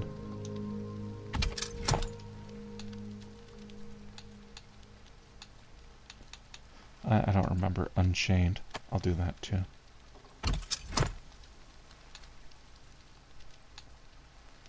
Oh no, there's a Utopian Apogean. What are we missing? Oh, Diamond. Will of the Wisps, that's new.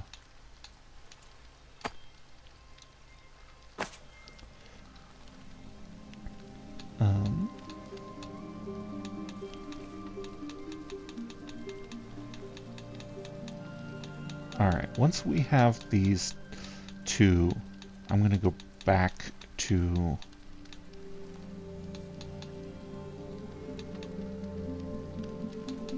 Forsworn Skies.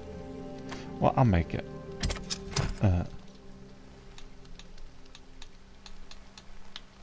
And double check.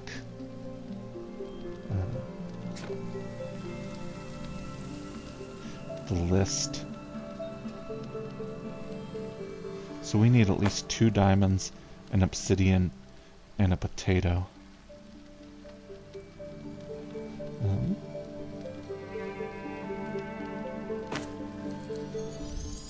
I think we got all of the Apogean except the Utopian Apogean. Alright, I'm gonna go back to the watch and double check what we need. Alright, we're back at the watch. Gonna run to this essence trader. Bernice. Let's see what you've got. Okay.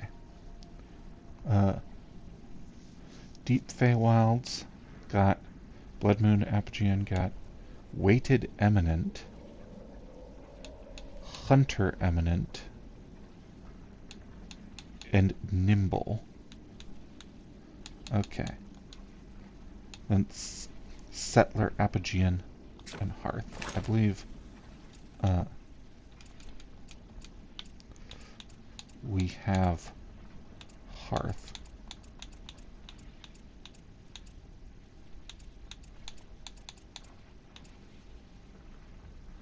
Unchained.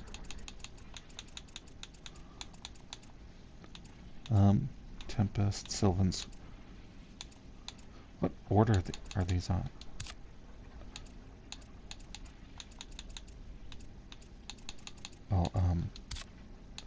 decreasing weight, grouped, newest first, oldest first. Okay. Yeah, hearth.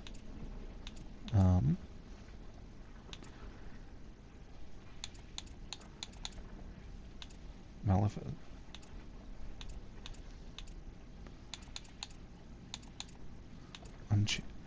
Tempest Apogean. Wait. Oh, sorry. Okay. Deep Feywilds, Blood Moon, Dragon's Horde Apogean.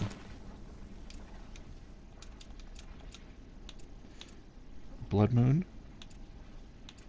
Deep Feywilds, Dragon's Horde Apogean.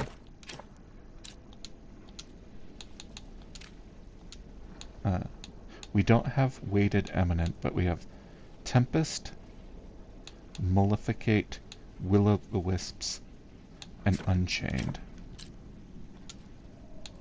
Oh,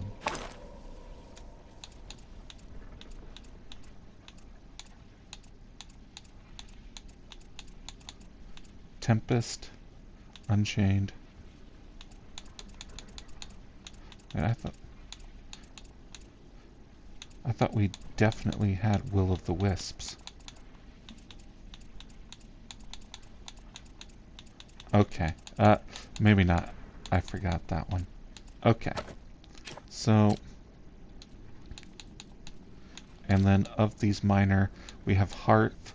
So we need Settler Apogean, Weighted Eminent, Hunter Eminent, Will-o'-the-Wisps, and Nimble. Alright, now we're going back. Alright, we are back at our base, and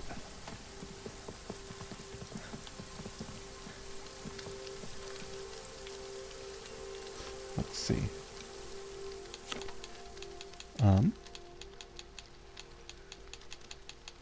We want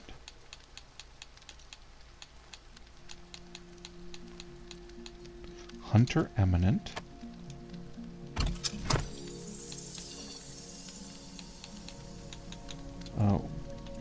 Oh, need foil paper. Okay. So let's see if we could just make the foil paper.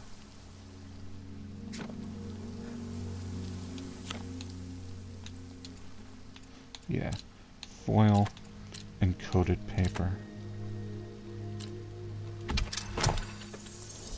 Okay.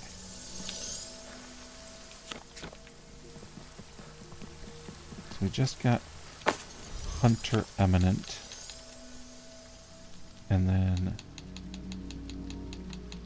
Nimble.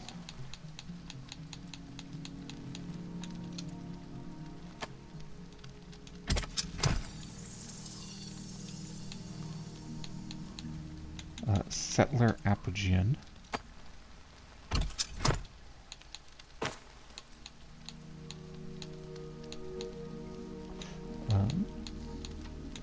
Weighted Eminent.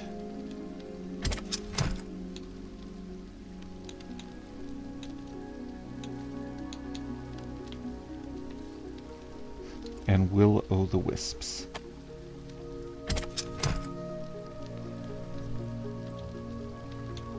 Alright, so then all we need is the diamond, potato, and obsidian.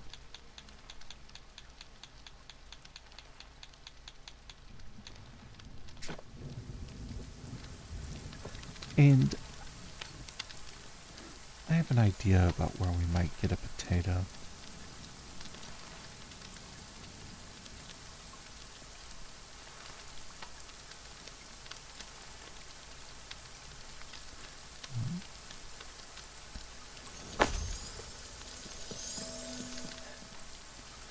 So I'm going to travel back to the crossways, and then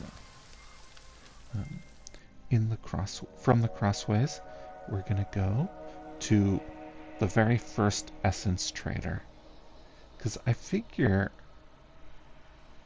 right, like potatoes have got to be here from the very beginning.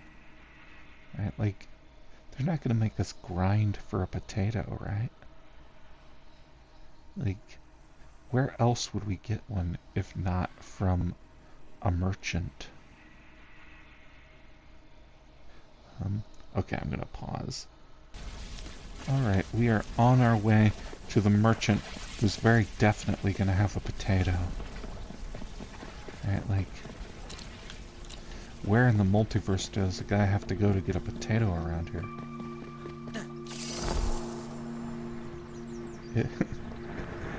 Oh.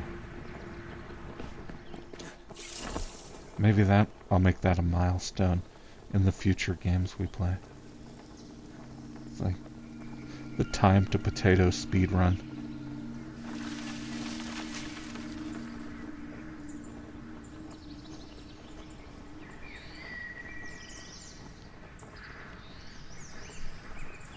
All right.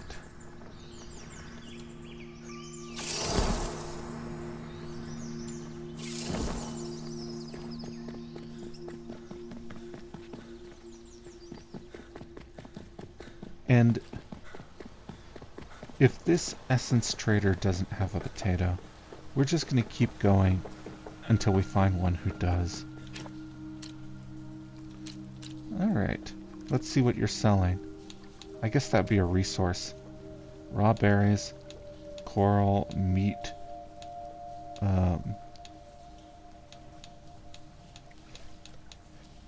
tulip, wheat,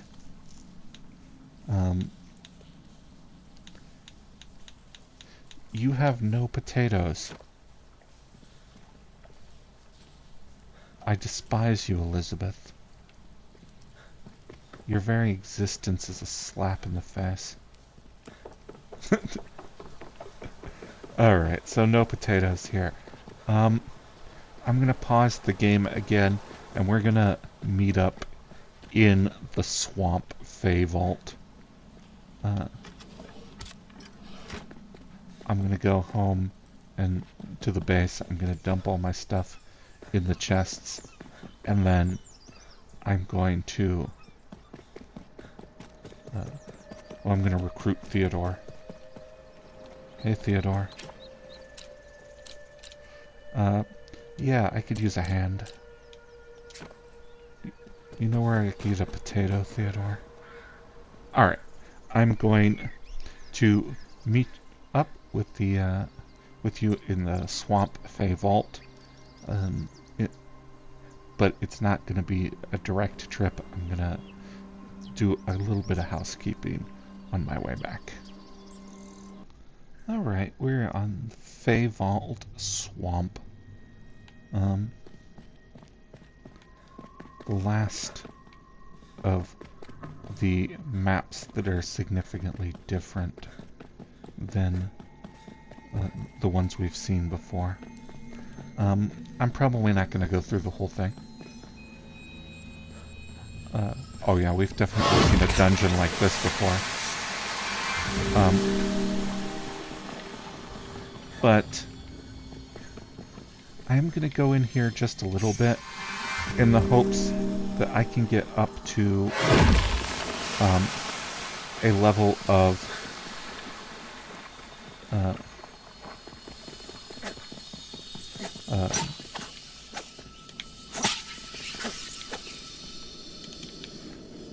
essence sufficient to buy the rest of the realm cards we need.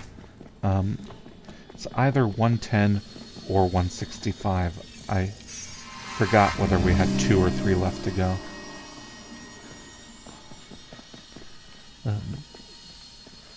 I will pop out of here at 110 because we can get the rest of the essence from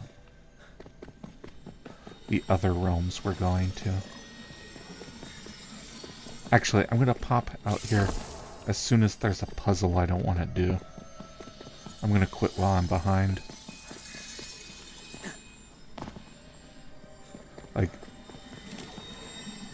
I got 2 more of those marks to find. I might just quit now. You know?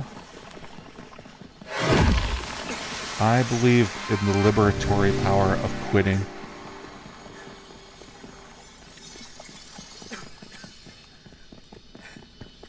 Man, feels so good to quit sometimes. Because it's like you struggle and you toil and like it comes to a point where your main hope is an end to struggle, but you know, struggles can end in defeat. That's half of the way they end. Ways that they end. So it's like the need to win is something that drives you to continue to struggle. And there's a nobility in that, of course, but yeah. At the end of the day, you could be the noblest man in the graveyard.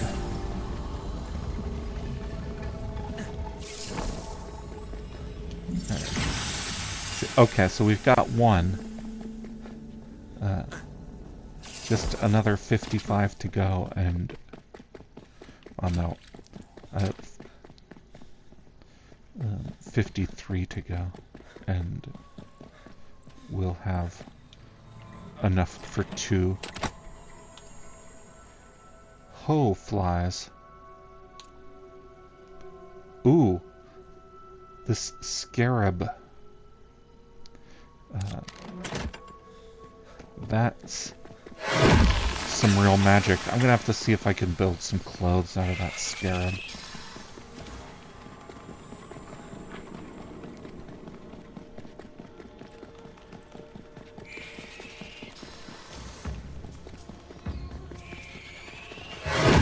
Well, I don't even know what the challenge in this area is.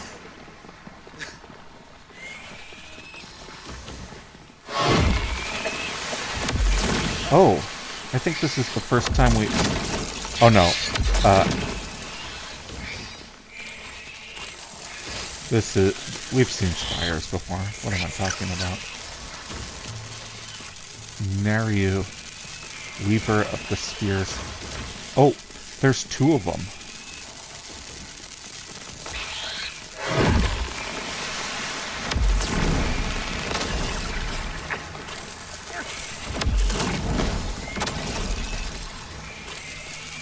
I am very uncertain about this particular challenge, actually.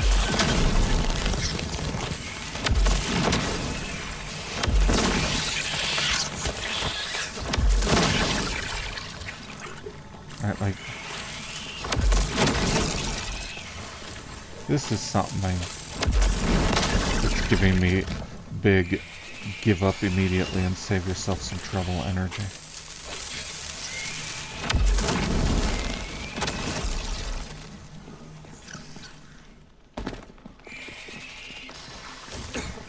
Like,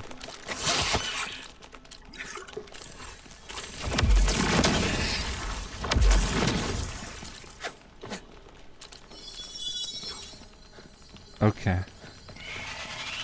Wait, I want to see if I can beat this thing with bees.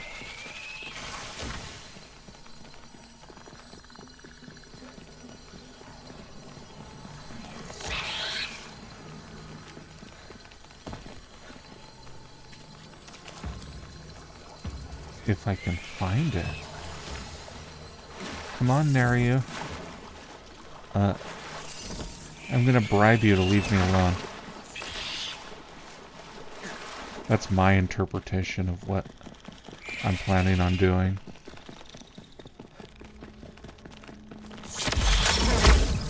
There you go. I gave you some, a nice tasty snack. Oh, what's this, Nary? It's not so fun being on the receiving end of that for a change? Well, I mean, you can hardly blame them, right? Oh, the Nary twins.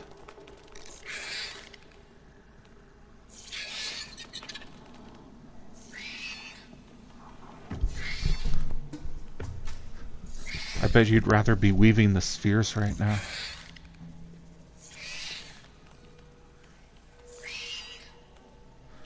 That's gotta be an insulting way for a spider to go.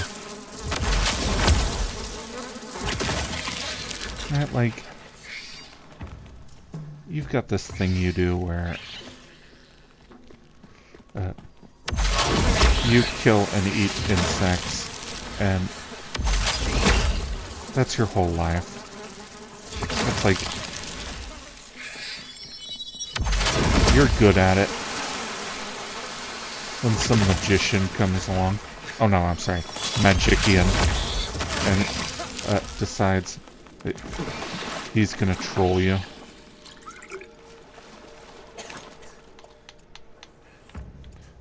Ooh, yeah, I need to restore my... Need to get back up there, see what benefits I get from their hides.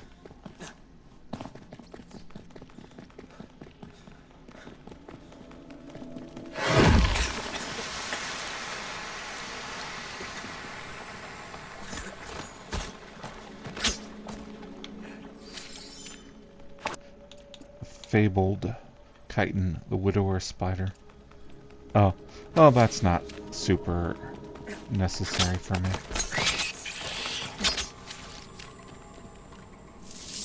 Oh wait, not gonna make that mistake again.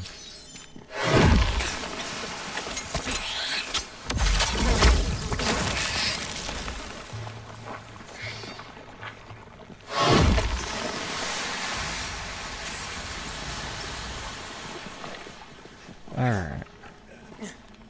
So we go over here. We're at 72 tier 4 essence. I'm hoping this next one's another combat-free challenge. Like a Bastille of Intellect or something. Although in these big maps, the Bastilles of Intellect are basically the worst kind.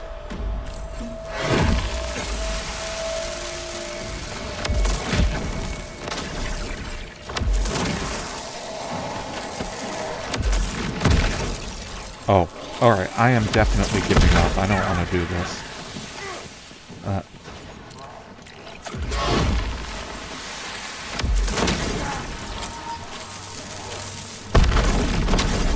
Sorry, friends, but this is where I take a bow.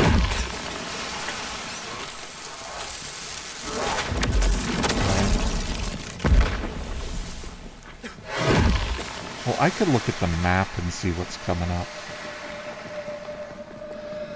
I'm gonna do that, but...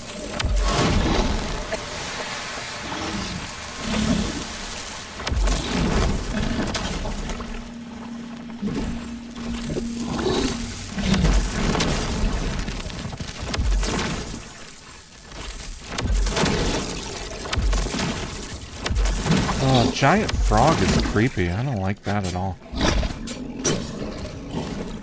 Like, new phobia unlocked, right?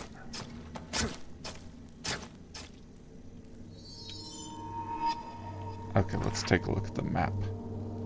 It's defense, Bastille of Might, and then a boss battle. So this is definitely a case where it's just going to be one big battle after another. And I'd rather not. So I'm going to go to the watch and buy one more batch of realm cards, and we'll see how many we have left to get. Alright, we're at the watch, talking to our friend Bernice here.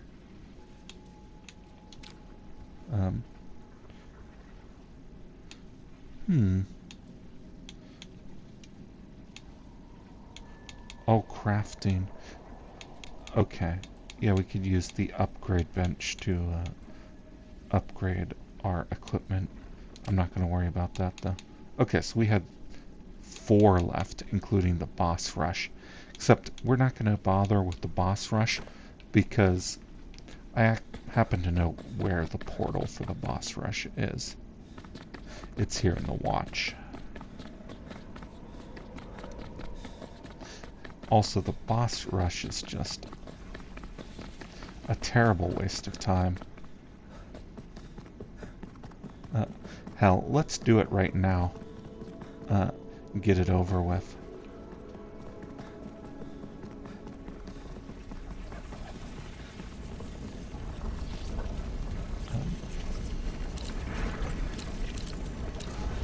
I'm going to try your initiation, not because I respect your organization, but because I'm a tourist.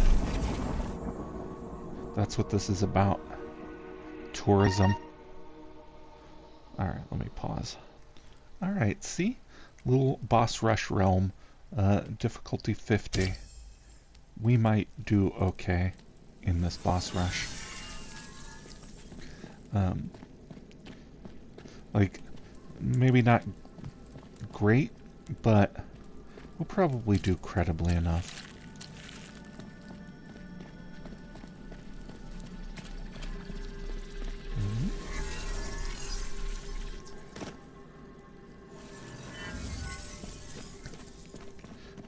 Realmic transmuter up ahead.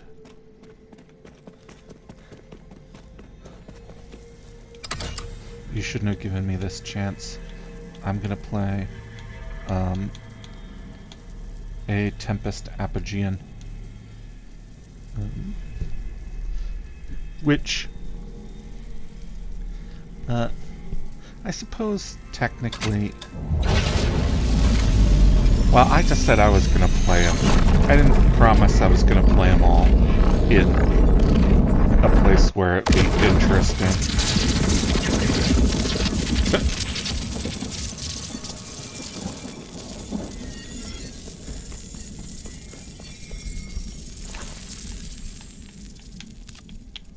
Okay, I also have to remember next time I'm back at base to just use the exploit and gain myself like 5,000 of this tier 1 essence. Oh.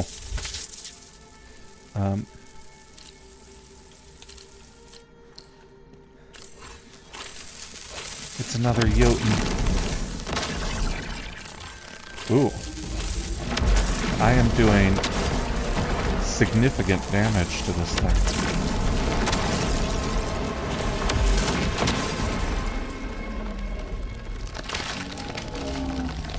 Okay.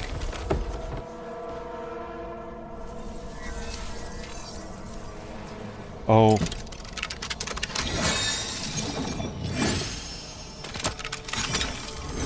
Every time.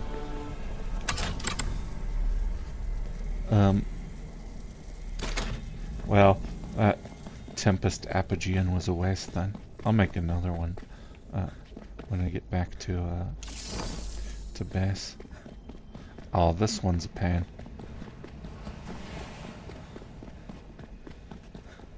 Sheliak's yoke.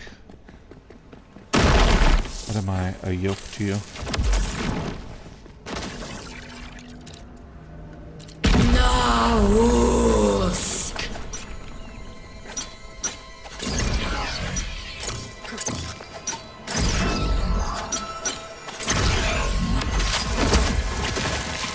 Oh, Sheliak is immune to bees.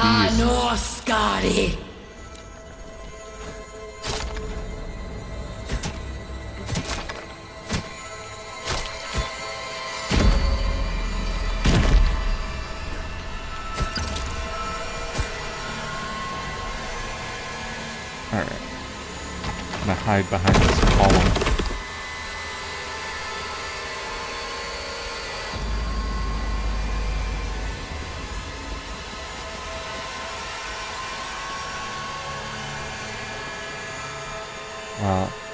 Celiac bees immune to bees. Oh, none. Oh, I was better off with my sword.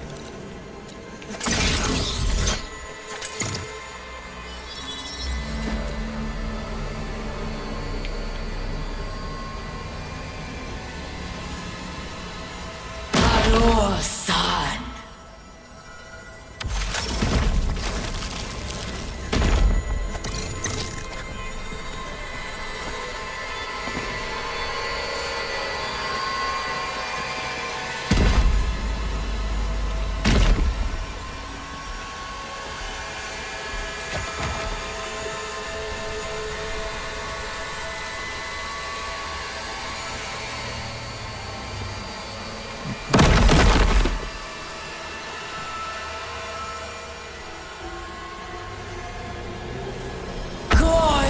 Scar!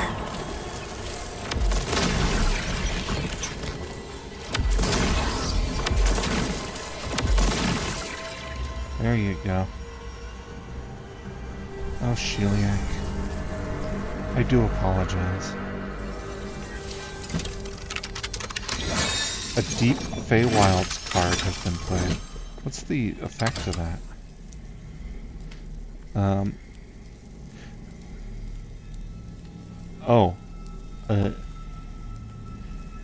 Decrease the damage you deal, your maximum health and stamina, as well as the rate at which your health and stamina recover, huh?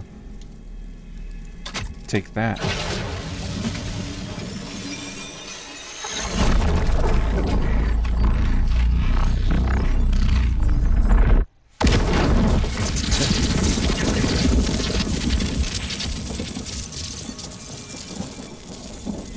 Yeah, I did it out of spite.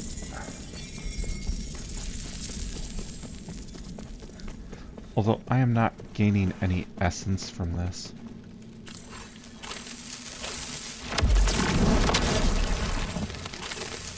Oh, wait, is this the real Azazel?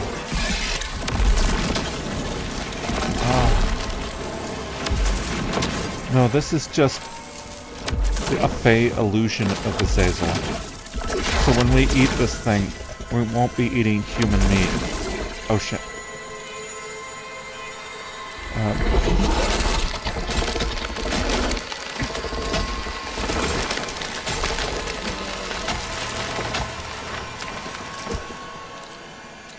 Azazel.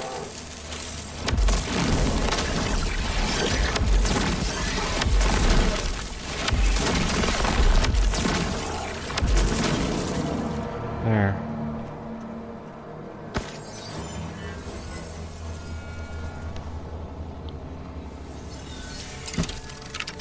A corruption card has been played. Oh, what does Azazel do for us?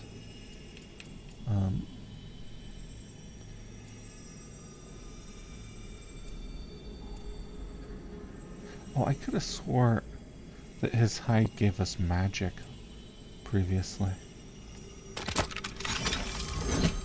Fabled Azazel does something different. Alright.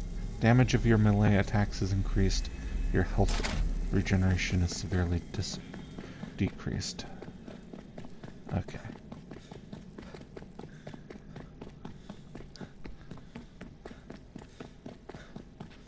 I don't know what we're fighting this time. Oh, it's the arena.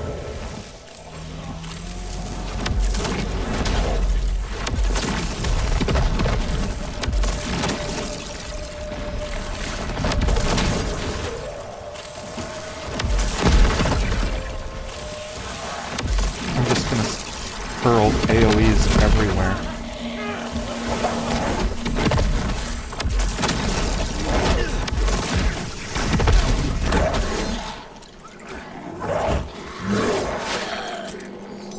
Oh, and then I did get some tier 4 essence out of this. Not enough.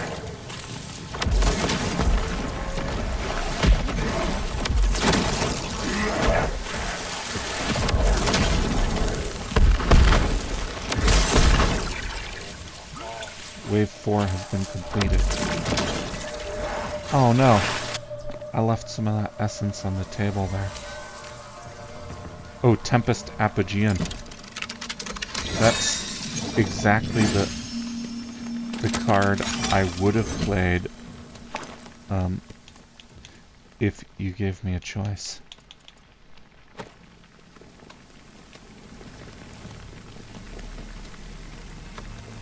Oh, a Pepe's box.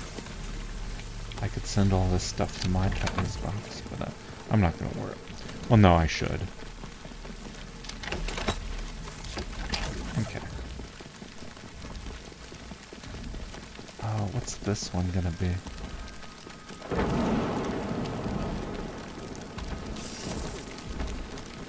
Oh, the fabled sun giant. Not my favorite. This guy's got all sorts of weird moves.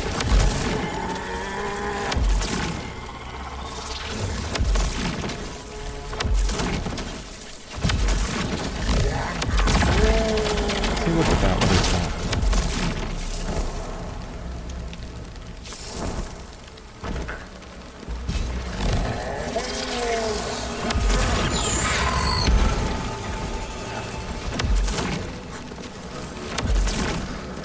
I need to get out of here, though. This boss rush is not rewarding in the way that I need it to be rewarding. Right, like, the only thing I'm interested in is potatoes, diamonds, obsidian, and tier 4 essence. And I haven't gotten any of that shit.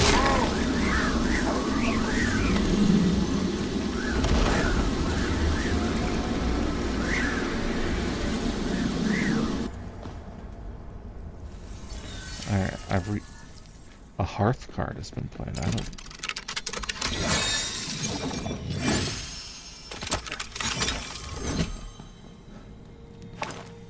Fabled sun giant. Ooh, that boosts magic power too.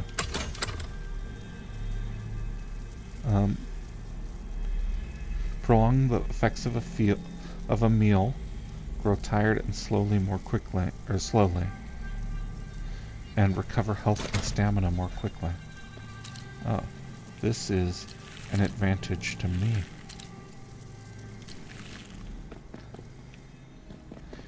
Advantage John.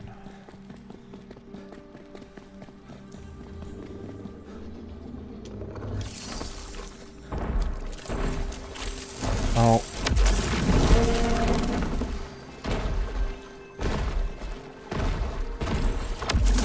Jaina. Oh. I was gonna give you the Humbaba treatment.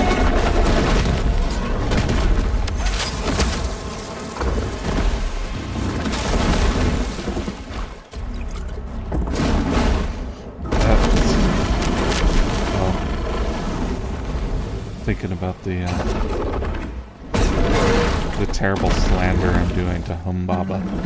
You're a legendary creature, and now, until the end of time, you're just gonna be the guy who got killed by bees to me.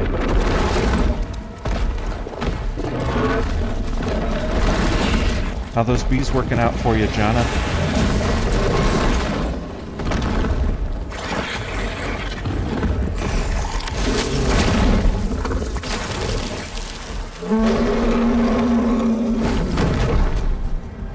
Yeah.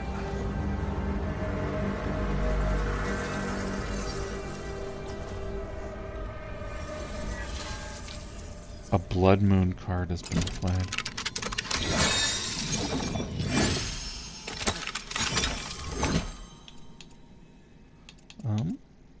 Time. Weight limit. Oh. Fabled Humbaba.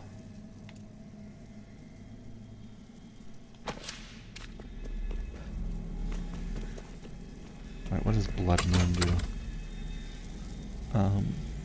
Increase the chance that enemies will drop rare items, but decrease your maximum health. Well, I guess we're just in this, aren't we?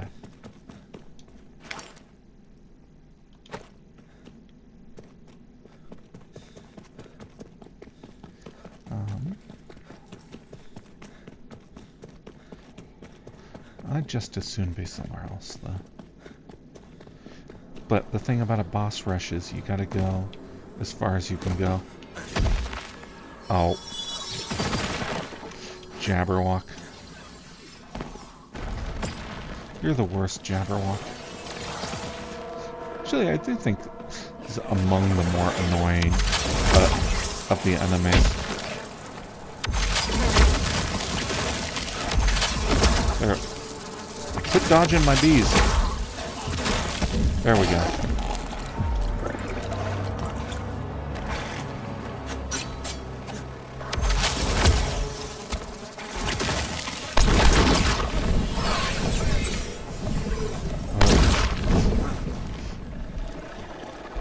It's immune. You know why I gave you the bees, Jabberwock? Because of your little teleport shenanigans.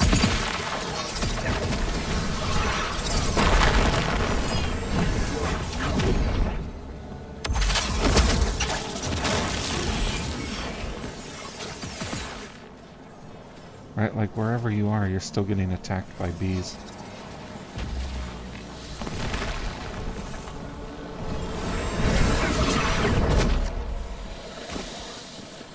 I gotta get over there and re-up the bees before they run out.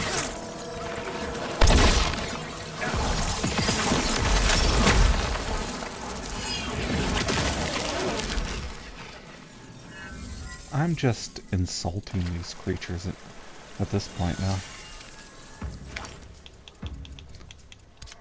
Like, maybe that's a fable or something. That, however mighty you may seem, you can't ignore the humbler things. You're never gonna be so powerful that you can just not care.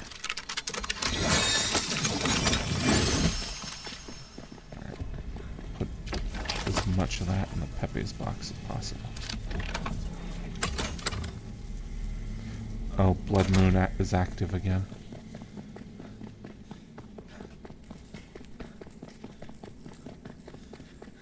What's this? The Queen of Magwitch. Oh, this is another annoying one. Except, I think she might actually be immune to bees. Like, her vulnerability is proximity based. So if she teleports away.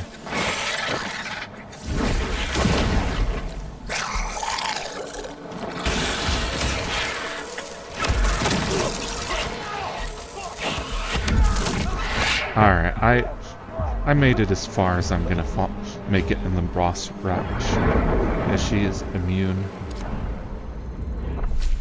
Alright. You know, I'm comfortable with that record.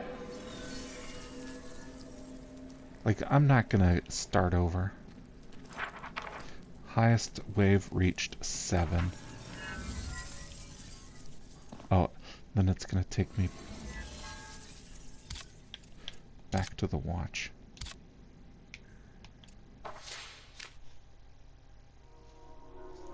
So I don't need to buy the boss rush realm. We saw it. It's like, how's my life gonna be improved by having that in my personal portal library? It's not. It's gonna be... If anything, it'll be a burden.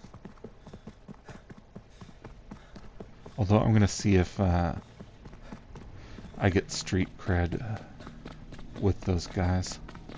They might give me some essence. I think I went through your little initiation.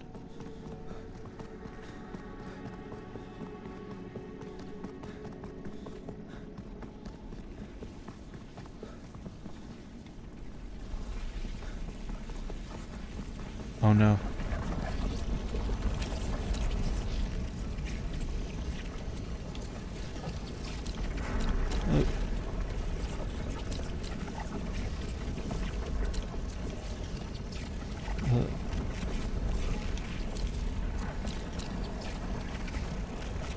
Alright.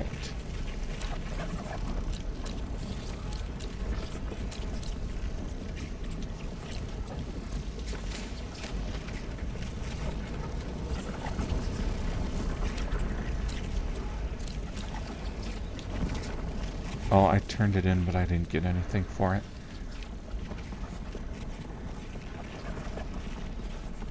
I guess the initiation was reward enough. I don't know. I don't think that guy respected me.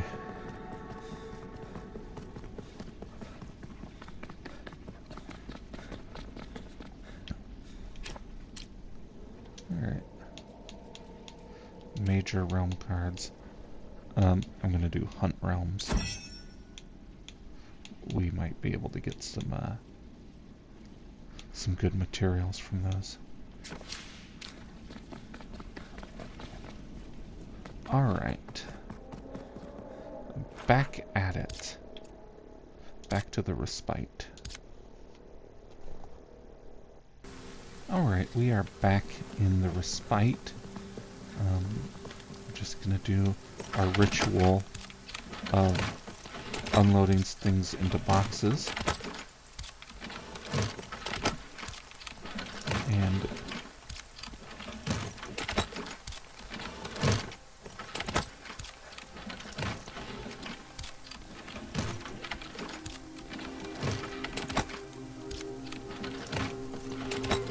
there we go. We've unloaded our boxes, and now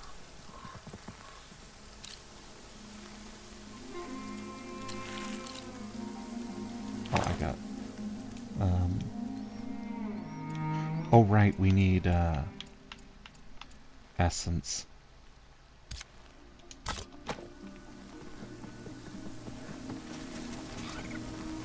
So what we do is we come here to the respite, go into our storage, and I don't know, I'll just pull out let's say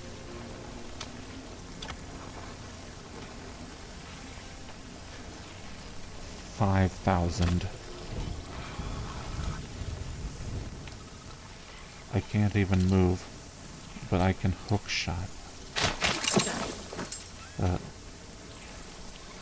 I learned this trick from one of the YouTube comments. And also, something that I learned just now. I don't have to go anywhere to do this. Okay. I was like, where am I taking that? I don't know, but I've got 5,000 tier 1 essence now. So we're good. This should take us to the end of the game.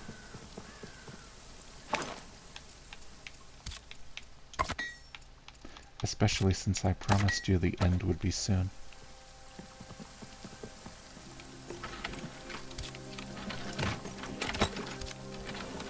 And yeah, I considered that a promise.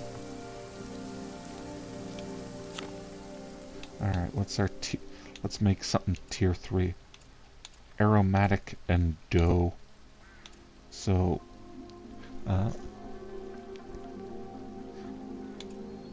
let's go to the mortar station and make the best aromatic we can. Aromatic. Flour and oil.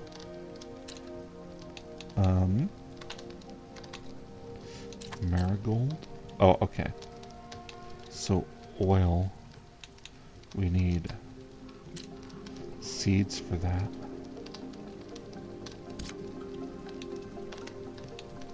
Or we could go... No, yeah, let's make animal oil on the tanning rack. Animal oil. We're gonna find one of these gold meats. We're gonna render it down into tasty oil. Oh, I obviously know who we gotta use. Azazel.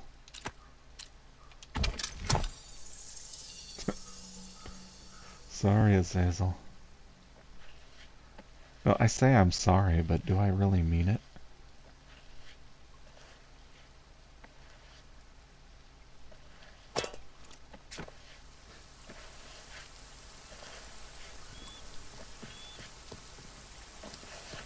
This isn't actually a very efficient use of oil, but we gotta wait around a minute.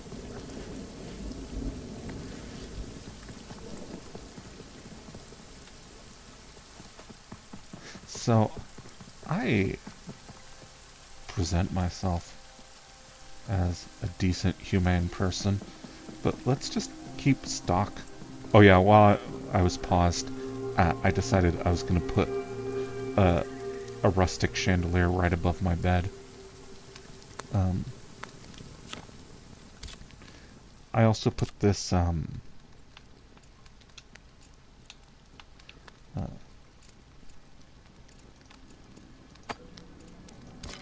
campfire here because I'm trying to increase the comfort of this thing. See, but I'm not sure how exactly. This campfire is ugly. I'm gonna take it down.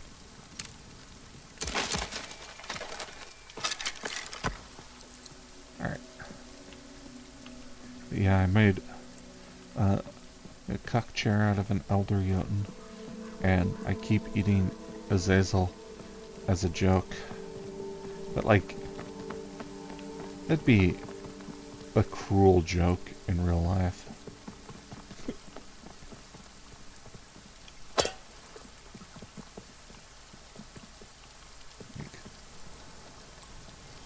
Okay, wait, what was I doing with the oil?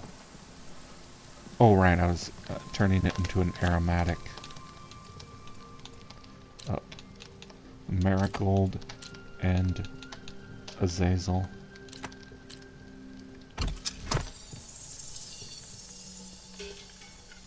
Oh, that's gonna take forever to process. Well, I say forever, it's gonna take 4 minutes to process.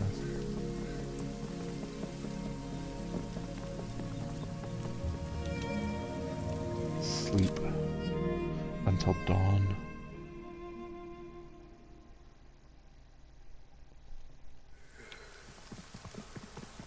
Look, I'm steeping some marigold in an oil made from human flesh. Oh, that's tiring work.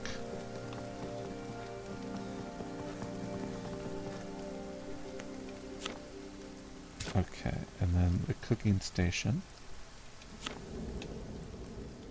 Now we make a dough out of oh, maybe there's a refined flour that we can make. Oh no, just wheat. Okay.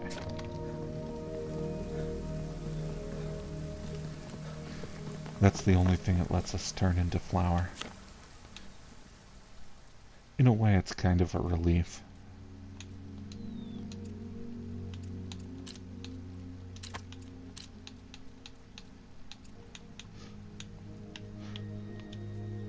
Oh.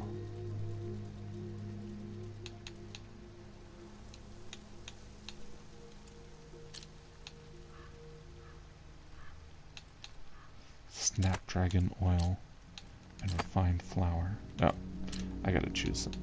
mushroom oil and refined flour.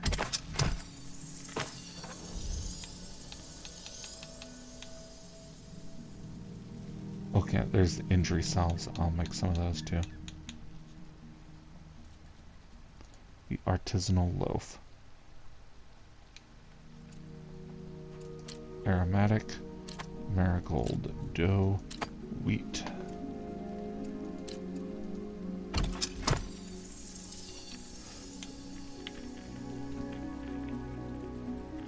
And then injury salve.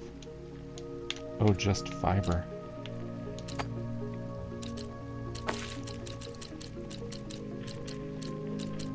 Alright.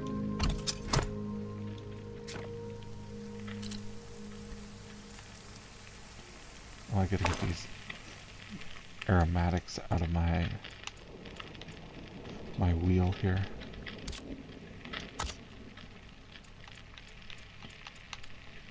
Oh, it's still only blue though. It's because I have a standard common ingredients in it. That wheat.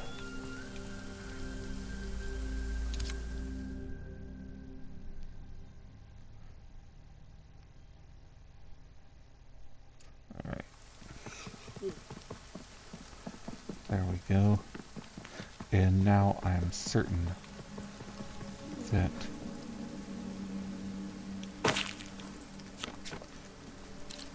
we are all set for the rest of the game. Vegetable medley, artisanal loaf, and humbaba steak. Just a great combination. Alright, we're gonna do blood mood apogeian.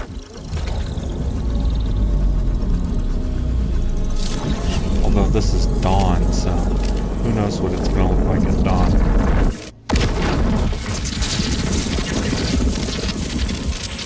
Whoa. You know, sometimes it's worth it. I think this is what makes it all worthwhile, guys. You know, your employer.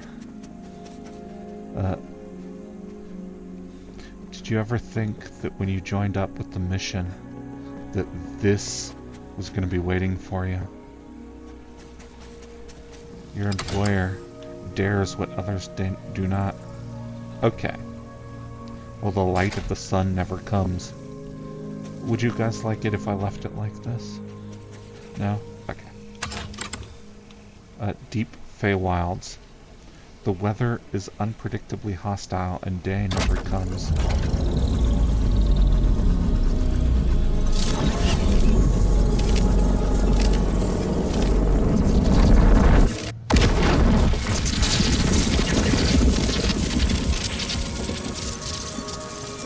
I don't know, it's a little gloomy, but it doesn't feel hostile.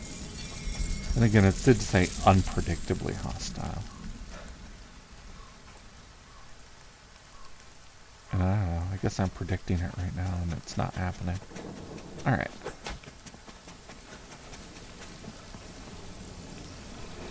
Next one. Forsworn Skies.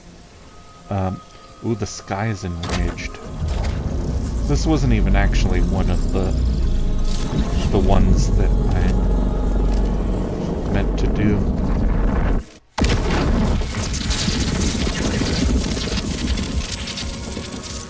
Oh.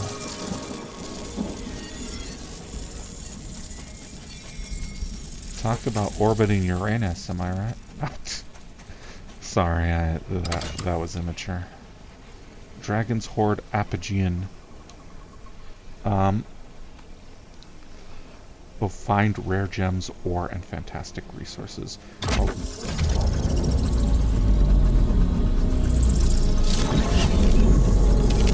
These guys are just toiling away. This sort of thing happens all the time around here. They're just completely jaded to it at this point.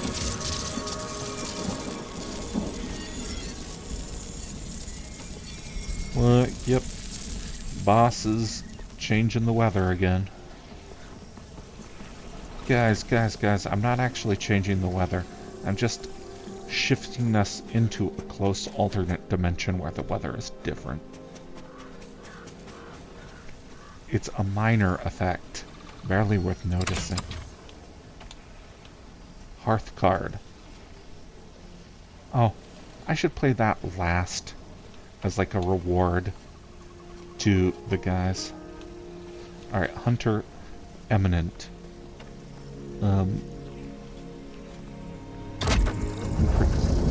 Dull and muted.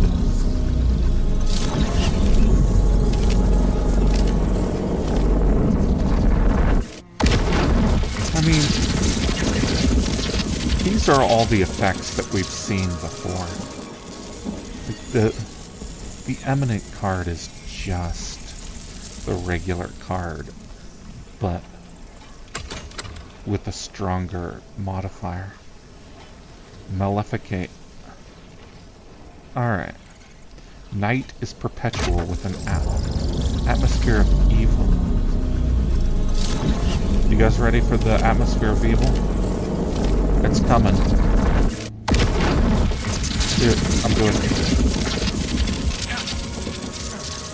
Ooh. Okay, no, I don't like this at all. I'm gonna go. I'm not even gonna...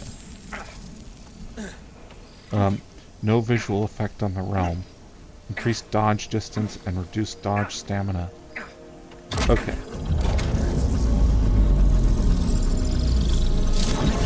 I just transported us to a realm where even the air hurts us.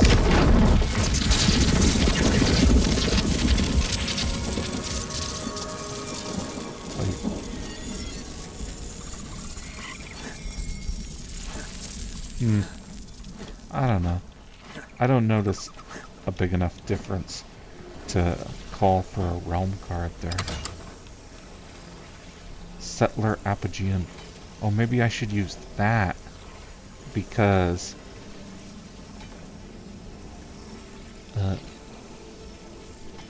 let's do Unchained. Increase movement speed and range damage.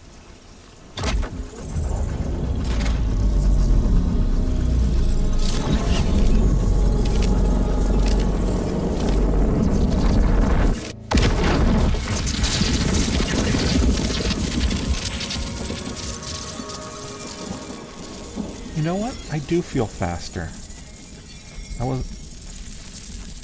Like, this is not running. This is running. Look at me run, guys. Oh yeah, zip away. Maybe. Get to work. Faster. Okay. Weighted Eminent. I don't like the Eminent. Increase the melee damage you deal while weighing down your body. Oh no, the Eminent wasn't the part I had a problem with, just the weighted part. Although, since I have a problem with the weighted part, the fact that it's Eminent makes it worse. Although, I don't know, this atmospheric filter is kind of nice.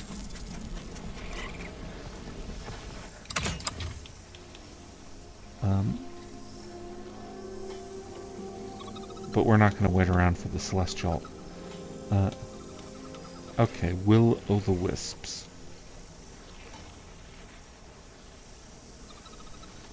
Alright. Oh, this one's so abstract. It changes the way I interact with the wisps.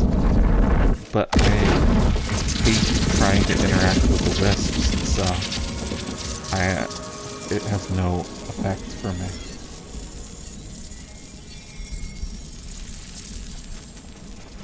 Okay. Yep. All great. Alright,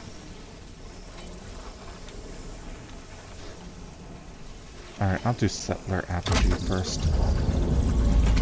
Sky is a perfect blue and as sunny as can be.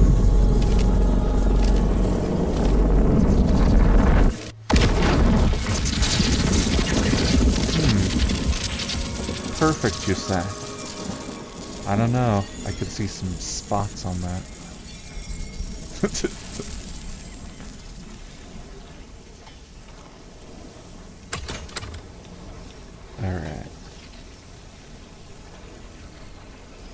Hearthguard. Season is autumn.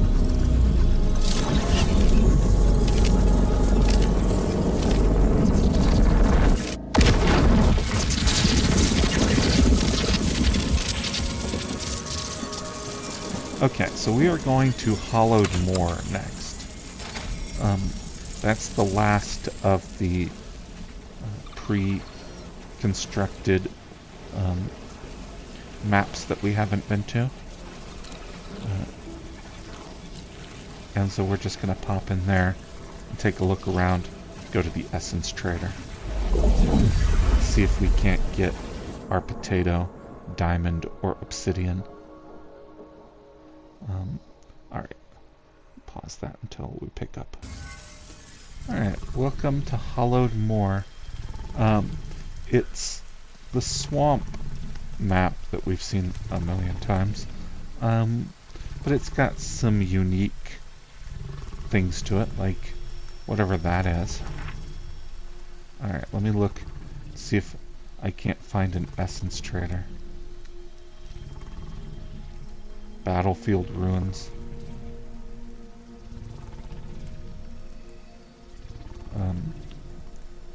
Quests available. I'm not interested in quests.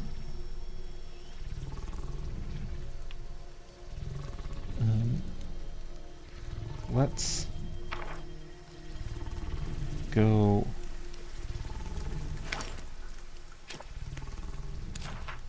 I don't know, we need to. We'll go to the infestation. And I figure by the time we get there, we'll have seen enough of the map to call this completed. That's something I need to work out for this series. It's like, what? Oh, Puck. Alright. Puck, we're just tourists now. We don't have time for your bullshit. Ah, the Hollowed Moor. A place the Summer Court has not deigned to visit in millennia. Mind your I steps can't see in why. this land of turmoil, as forsaken constructs yet linger. Flesh and metal warring in the name of those who gave no thought to their endless servitude. Given your people's precarious position, it would behoove you to seek what knowledge you can of this place. Alright, There Puck, is do you know where much the to be Essence learned Trader from the is? enduring artifacts of a time when fragile peace prevailed, and the actions that led it to crumble. Well, yeah, so I don't really have like a definition of what it even means to check out a biome, right? Like, I started this because I wanted to do a tourist approach to these survival games, but what does it even mean? What should satisfy me here? That's something I'm going to need to think about. Especially if we do a game like No Man's Sky, where it's like we want to see every possible universe, every possible planet, but only for 5 seconds at a time. What's even the point of that? Land on a planet, take off, go somewhere else. So obviously there needs to be something better, like a better standard than that. But what could it possibly be? Oh, we're getting tier 3 essence here.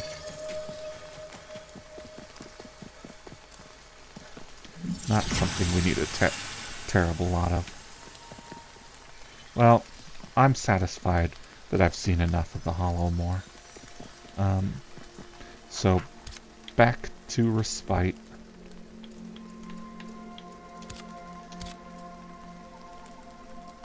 Okay, so we have basically seen everything. All that's really left is Nightingale. And I say we have basically seen everything, because I know that these missing minor realm cards are not going to be like super transformative. And if you look at the major realm cards we have, right, like Ascended Antiquarian Desert, Ascended Antiquarian Forest, Ascended Antiquarian Swamp, but we've already seen the regular Antiquarian stuff. So, and they're probably going to be exactly the same. But there's one way to find out. Okay, so we got Herbarium Forest. Herbarium and Provisioner. Let's see. Oh, so what we'll do is we'll take one of these Provisioner Desert, and we'll make the Ascended Provisioner Desert. And we'll go to them back to back and see if they're different.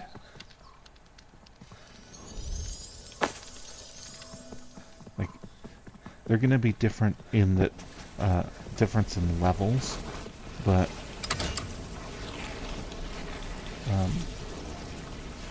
close that portal. Provisioner Desert. Reopen that portal.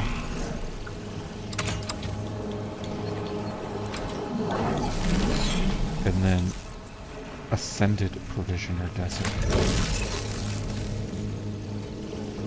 Oh, and I was wrong about one thing.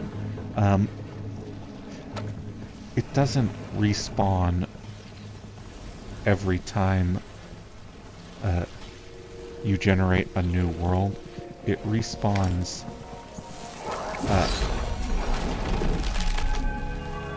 every time you click the reset realm box in the corner.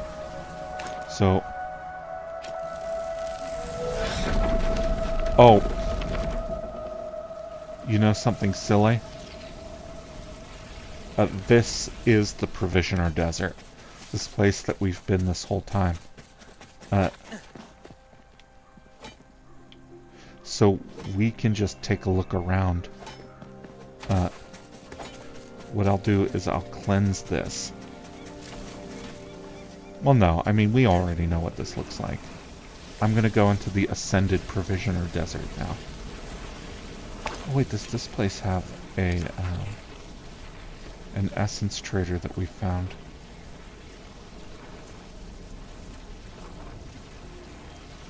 No. But there might be one that we haven't found. Alright, we're going into the Ascended Provisioner Desert. And we'll see if we can tell the difference. Alright. Place your bets. Which one are we in? Are we in the Ascended or the regular? No, this is the Ascended. It's exactly the same. So, I'm gonna cheat a little. I am not going to go to all of these. I'm just going to go to Nightingale next and end the episode. And our time with this series, because basically, if I continued this, the result would be me going to what 27 new realms and they'd all be identical to things that we've seen before. And it's like, what's the point? Who's that for? And I don't mind checking out levels that are subtle variations of things we've seen before. This is just the exact same map generation algorithm, but with a higher level. And it's like, it's fun that it exists, but basically the only thing that we have left is Nightingale.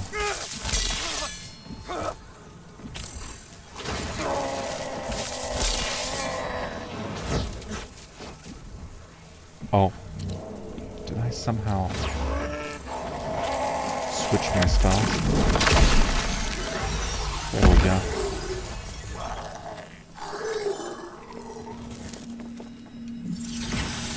See, and we're at 44 tier 1 essence. I am gonna see if we can't find a diamond or something here. The likeliest place to look is cave entrances. Oh, and none of these people appear to be an essence trader.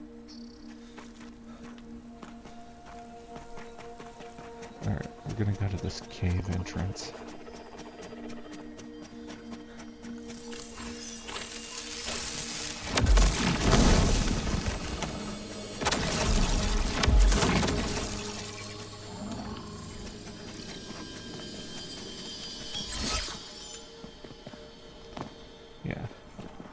This is where we're most likely to find rare gems. That and bunkers. Oh no.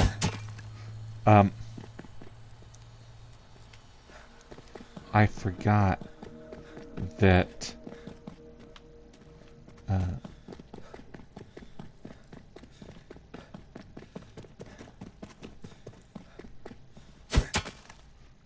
yeah, I forgot that my pickaxe wasn't up to it. Alright. So, actually, I'm gonna go back.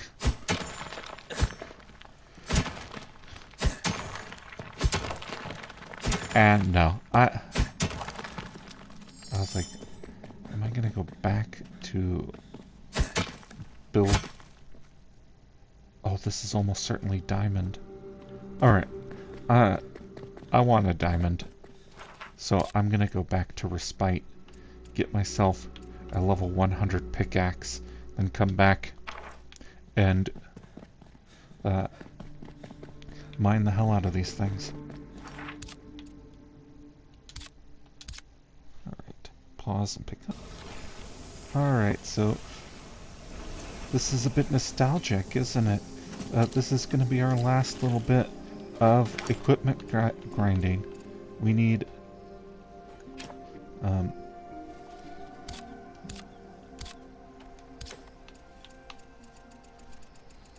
tier 3 pickaxe, tier 3 axe, and a tier 3 sickle.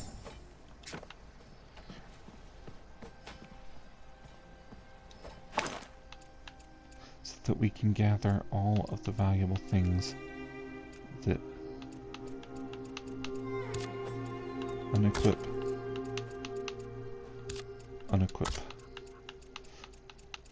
unequip, and then extract. We gotta do it this way. No looking back. Alright. But we're not going to optimize. We're just going to go with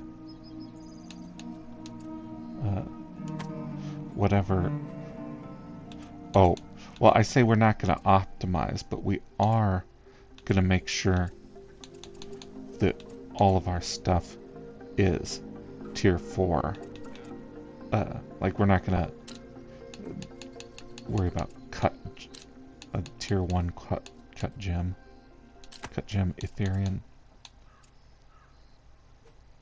Okay. Artisanal axe head. We need made out of a tier 4 material.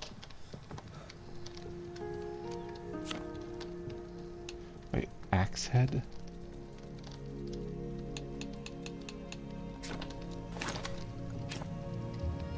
Is there an artisanal axe head?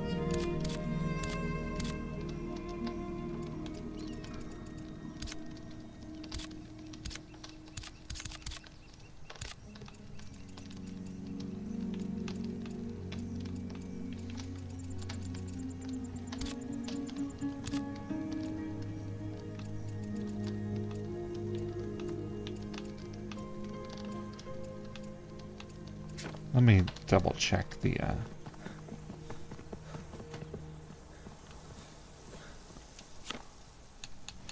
Mystic Axe. Artisanal axe head.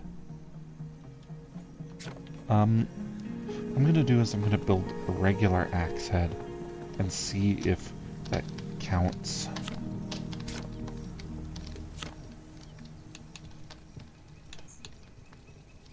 Like, how do you take an axe head and make it artisanal?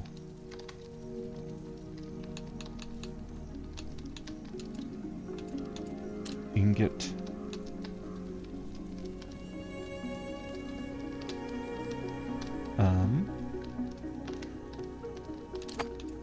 Blade. Okay.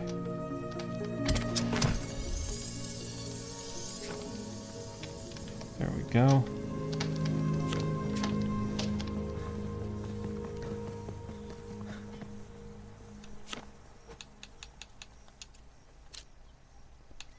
Okay, wait, I need to see. Refined at an excellent smelter.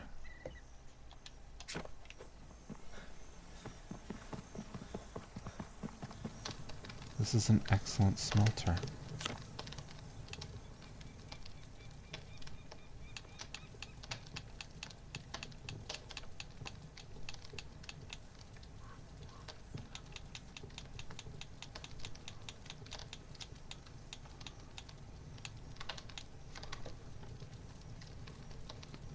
Oh, hold up. I am gonna have to pause this and search on the internet, see what the hell this game wants from me. I'll be right back.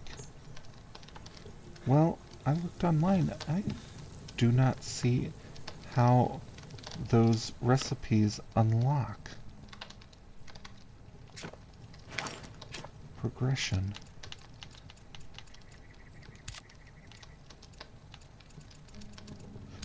Oh, I was on tier 2.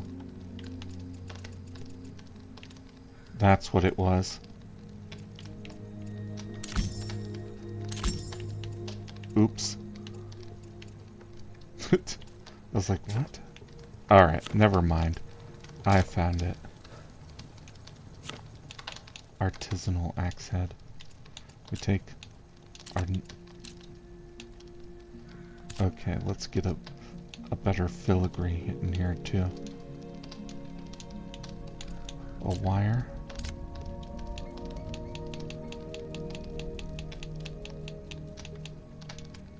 I don't know why I'm bothering to optimize, but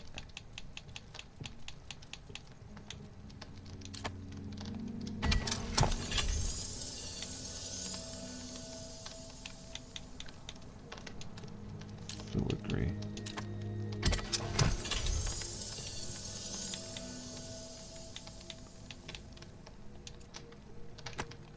I feel embarrassed that I was looking at the tier 2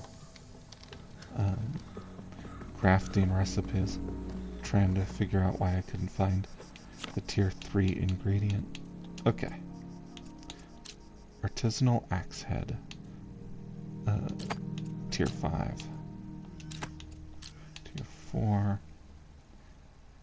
Tier 5.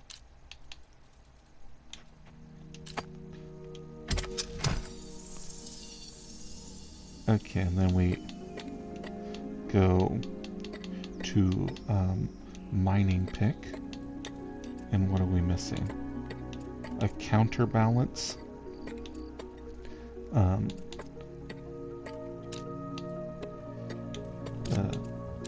And an artisanal pick head. Alright, progression. Find a counterbalance.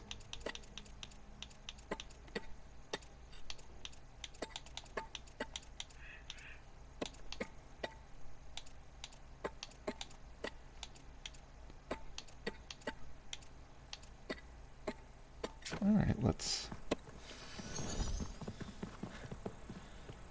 see. Masonry. Counterbalance. Out of the carved stone. So let's carve some stone. Marble.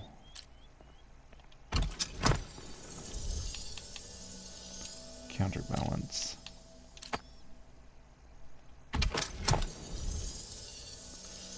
And then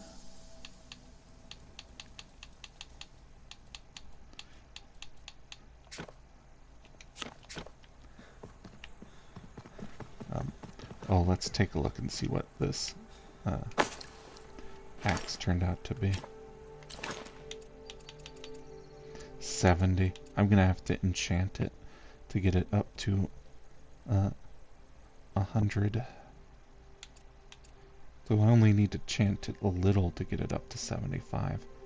But I made it out of all tier 4 stuff and it still only turned out tier 3. That's disappointing.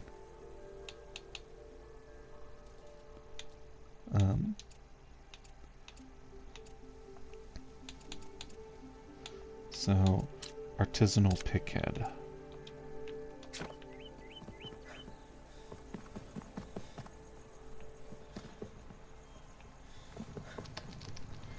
The artisanal pickhead is a pickhead plus a filigree.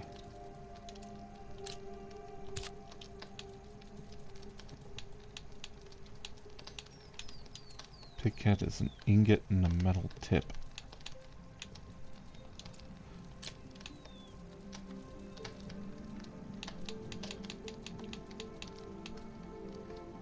Okay.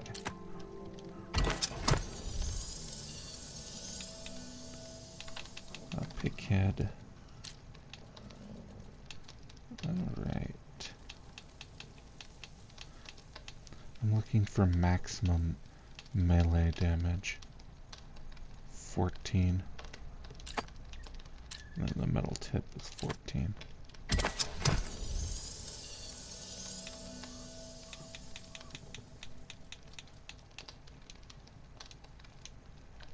Oh, and then we need a wire made out of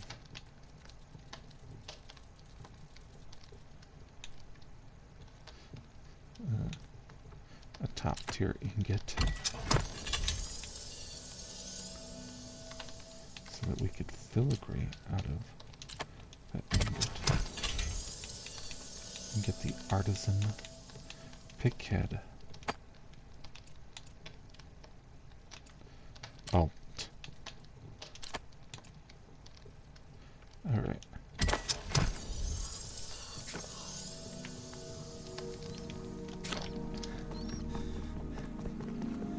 So then in here, we make our tier 3 mystic mining pick.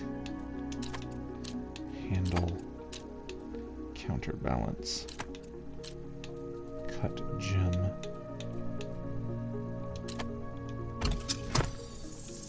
And then I want a sickle, a mystic sickle.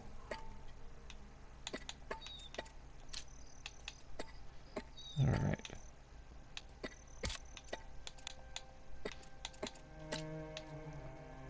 Alright, so all I need is a gilded blade. Oh, let me... Alright, gilded blade.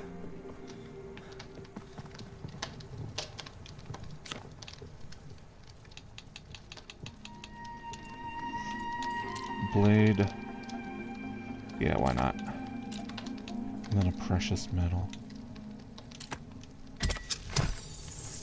That's not quite as optimal as I was hoping it would be, but it'll be optimal enough. We're just looking to gather a few incidental materials. Mystic sickle, gilded blade, handle, filigree, Etherian. There we go. And then, what do we want? Well, we want to do the bare minimum to get these things up to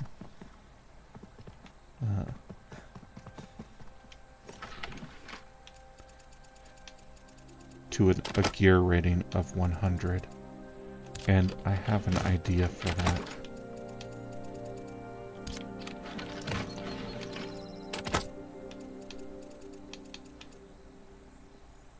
Alright, I'm going to take this quake spell. This bramble wall.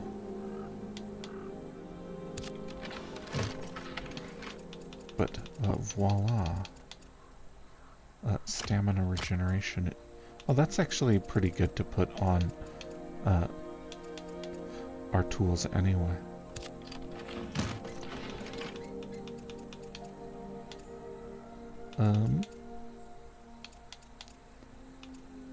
Speed. Alright.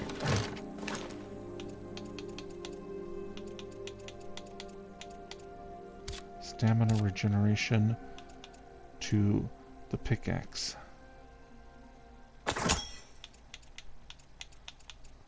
Oh, see, it's 90 already. We're almost there. Then to the axe. Alright. Then we take our sickle and we're going to put bramble wall on the sickle. That's 76. That's not quite going to make it. But we are going to put speed on there.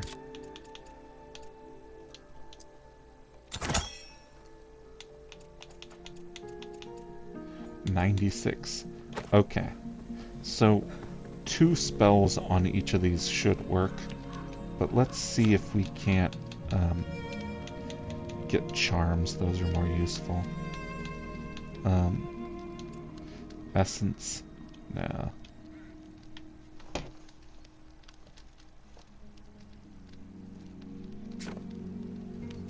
Alright, let's see. Charm of mining. Ooh, we're gonna put this on our pickaxe.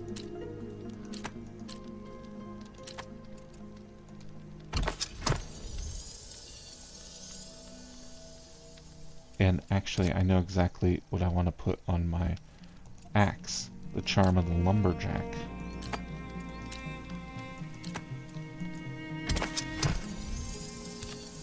And then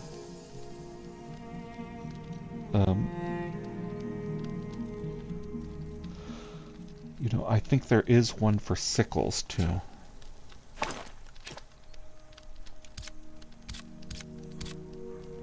I'm pretty sure I saw one that was like cutting grass.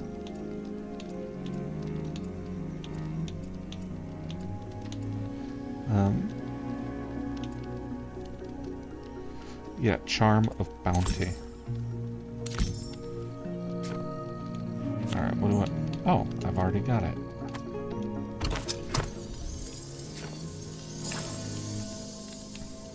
Alright, charm of mining goes on the pickaxe. And it's 96. No.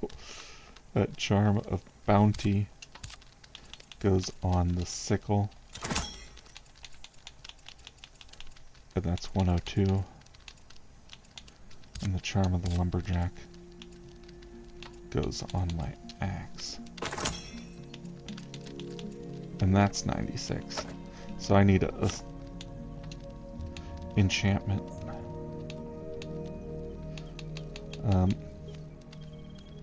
Actually,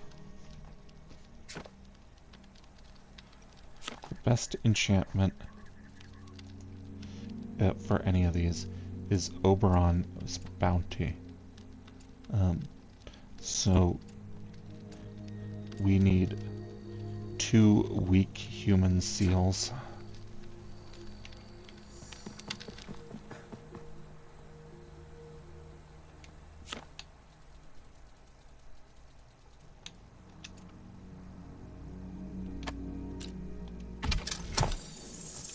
I'm gonna wait 30 seconds for those.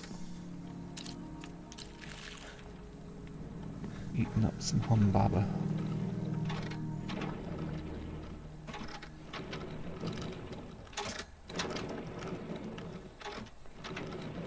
Our little machine going back and forth.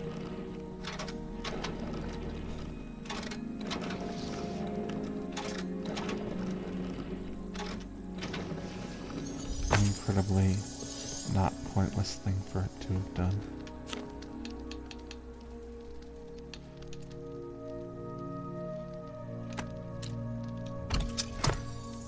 Actually, I'll do a third one too. This should get... Oh! Wait, no. There's no need for it to go on the sickle because the sickle does not actually... like everything you attack with the sickle goes down in one hit automatically anyway. So...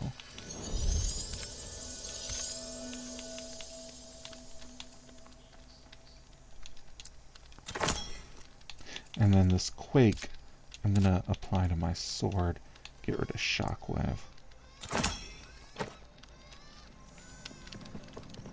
I just...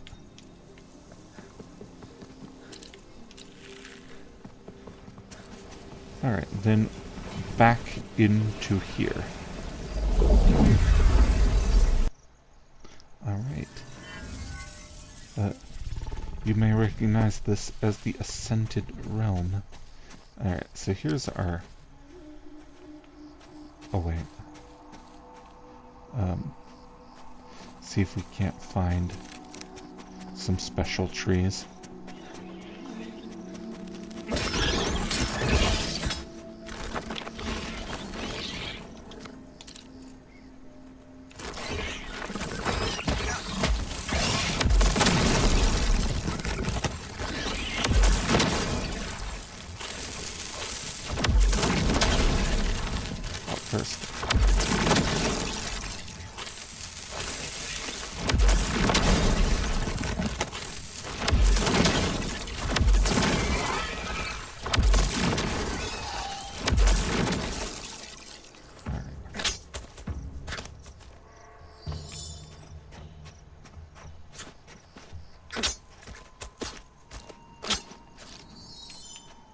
There we go, I see some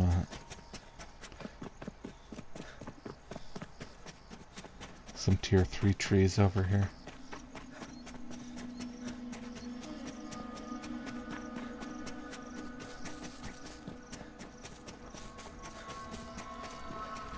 Alright. See, we need an axe with a power of 75 to take it down.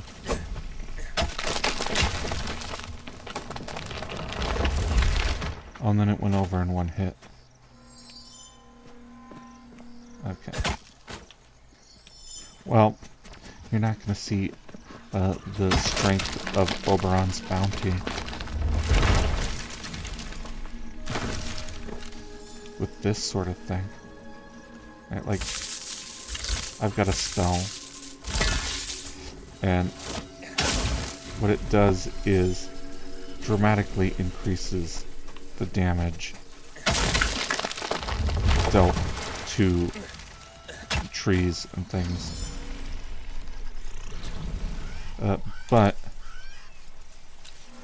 There's no need for it, because we're taking them down in one hit. Cinder strands. So this would be ideal for our next tier of equipment.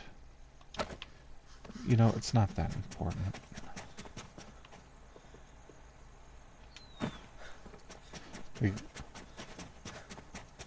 We're almost certainly better off with just waiting until we find special materials.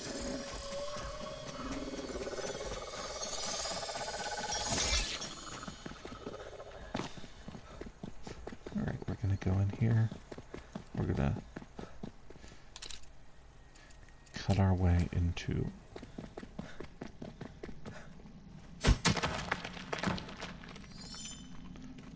oh, okay. This might be a good demonstration of Oberon's. Right, like, I just found some titanium.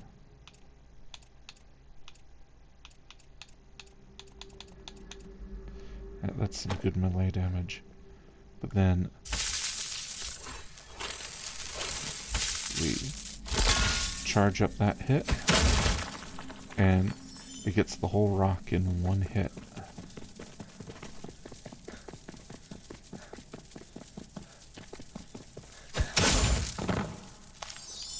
Ah, yep, diamonds are more than enough for what we need. Oh, I think it also improves the yields. Oh, and we've got obsidian. Okay, all we need now is the potato.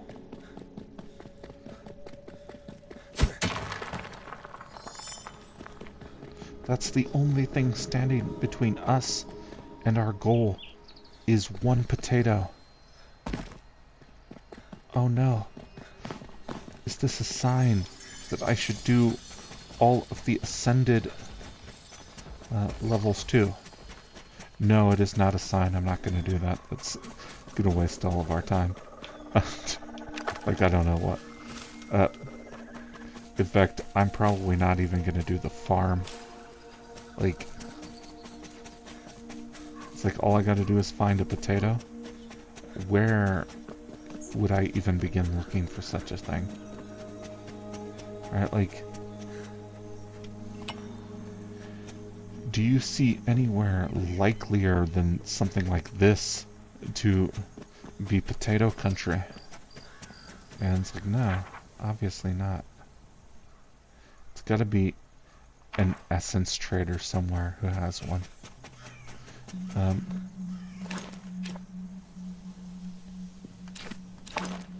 Maybe there's an agricultural thing, but I don't think so.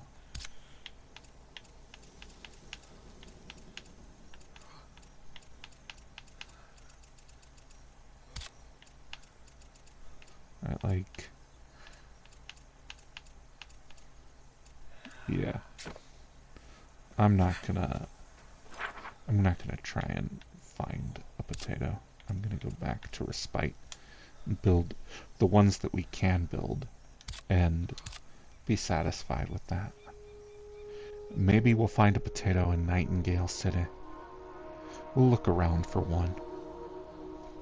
We won't abandon the quest immediately, but no, I'm not going to systematically go through all of these dozens of realms looking for a potato. Like, what kind of nonsense would that be? Alright.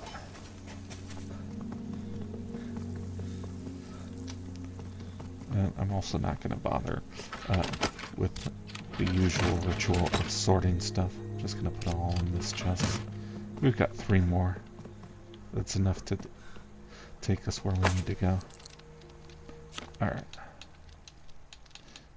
Minor cards. A alchemist card.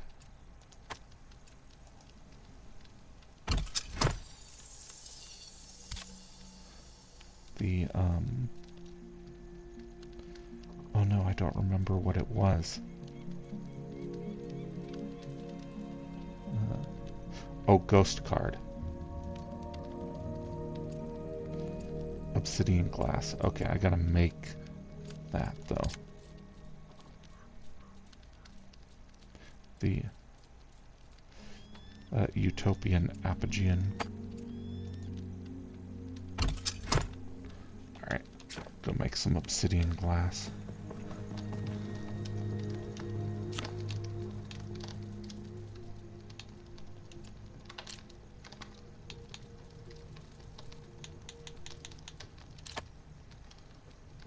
Ooh, and it's good for magic power, too.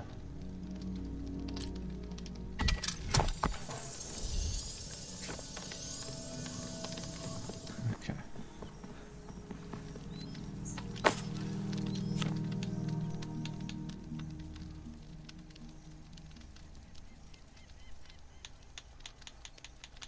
Ghost.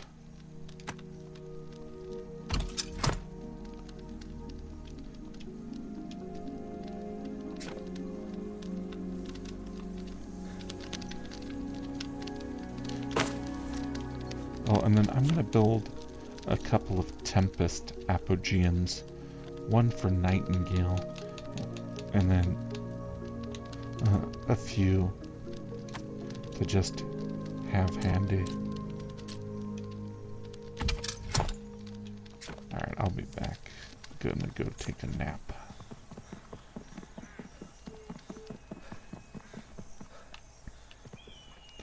Remembering the Elder Jotun.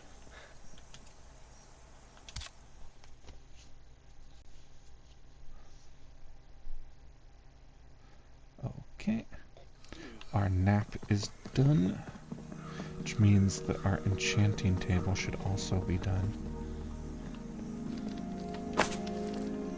Alright. Let's try the ghost card. This improves stealth and increase the yield of resources and essence while reducing the raw damage you deal. Sky is overcast with a dense fog that limits vision.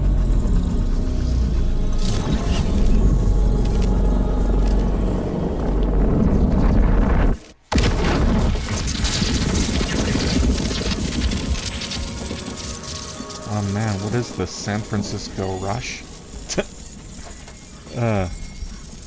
No, that's even more alienating than the Uranus joke. In the late 90s / early 2000s, for the N64 console, the draw distance was so low that a lot of the games had fog on them to prevent you from having to render objects too far in the distance. And there was a video game that tried to turn this necessity into an advantage. It was called San Francisco Rush.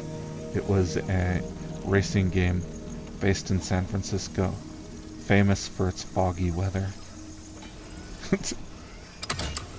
Alright. Alchemist card. Increase the yield of crafted potions. Increases your chance of finding... increase the magic power of crafted items. Oh man. That's something that I could definitely use.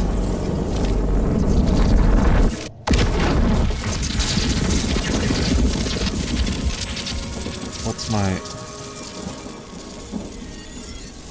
Let's make some potions. Oh wait, no, this is the wrong place to make potions. I mean, while we're in the alchemist realm.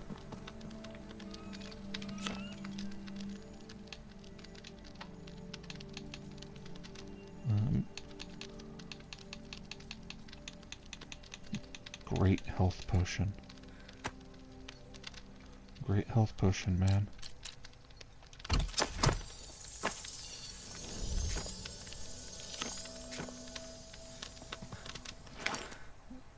Alright. I now have 232 of these health potions.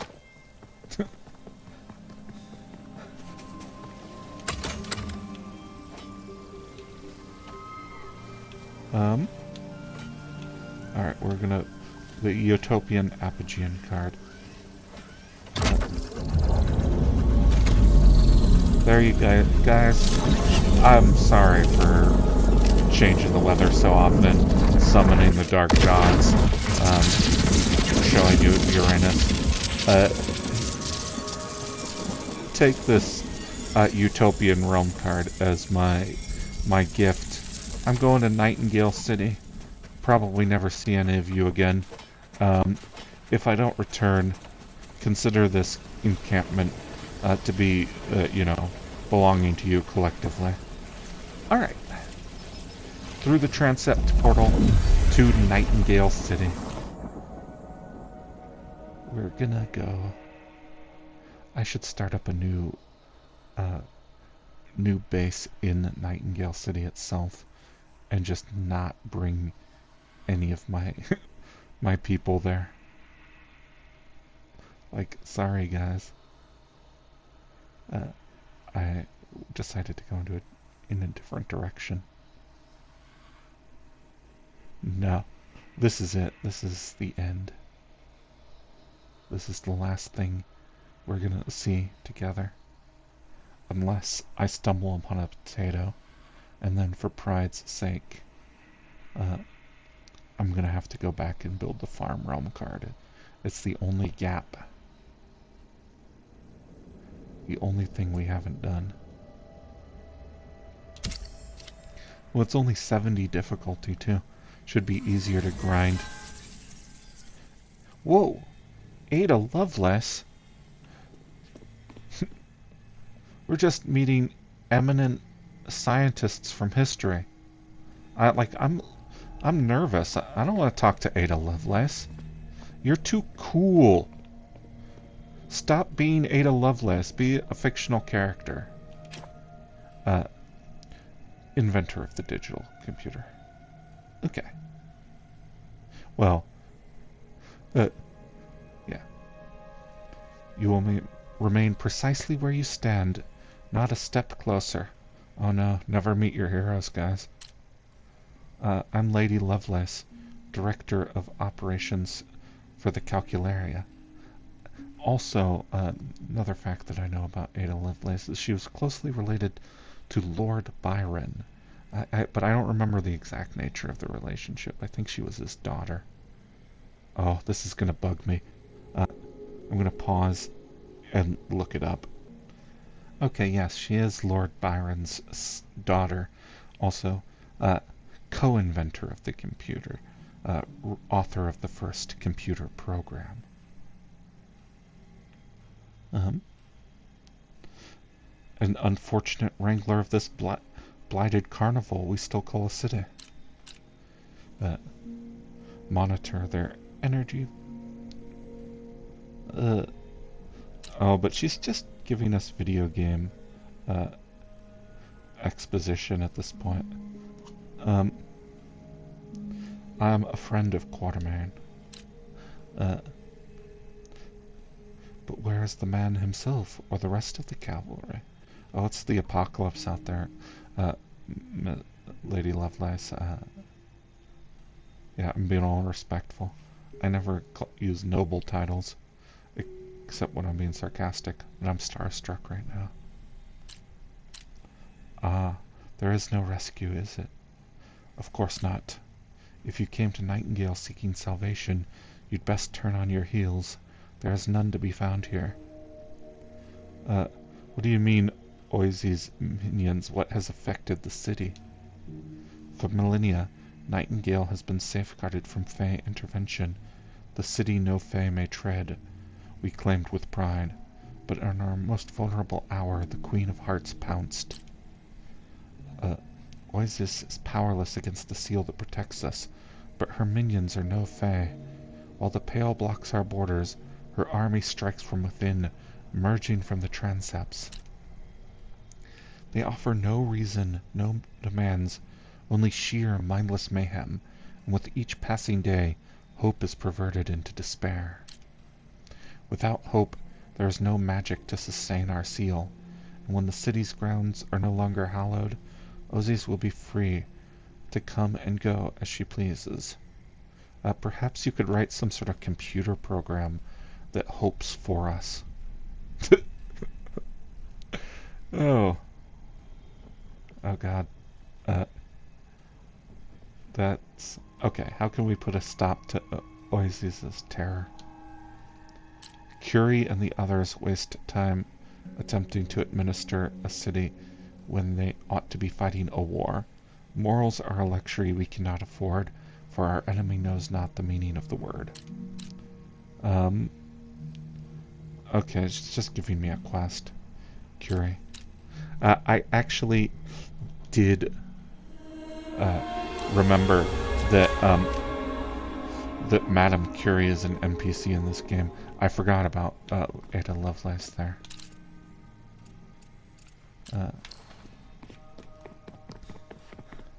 So. Oh, wait. Play a minor realm card.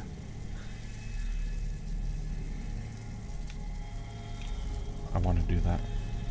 There we go. Tempest Apogean. We're gonna go out in the city and it's gonna be like raining. It's cool. Noir.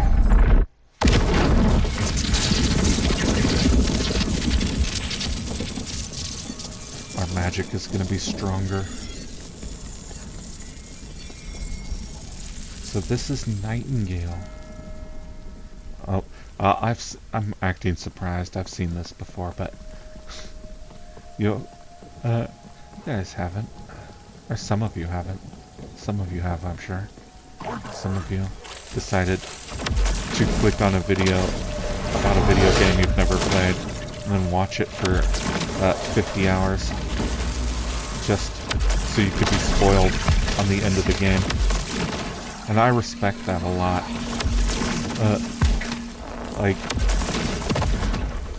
I only watch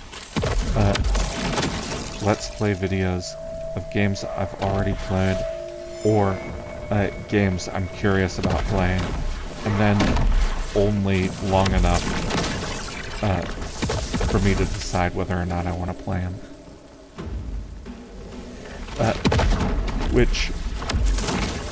So I never have to worry about spoilers in any of these videos.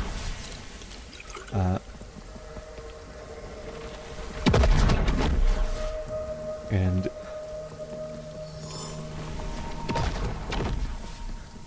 I don't know, like, I'm not, like, huge, some people are super sensitive to spoilers. I'm not one of those people. I don't care about spoilers. But I do like having an emotional context for what I'm doing. So watching a Let's Play video of a game I've never played just makes me feel like I'm seeing something that I have no ability to relate to. And I'd just as soon skip it.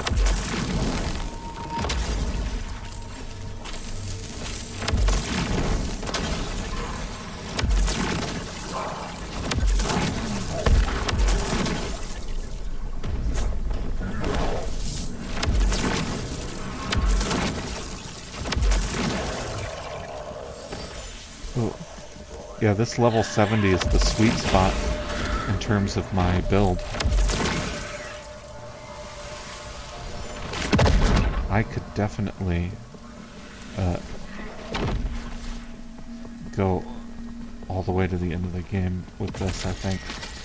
That being said, I don't want to. There's a lot to do here in Nightingale City. And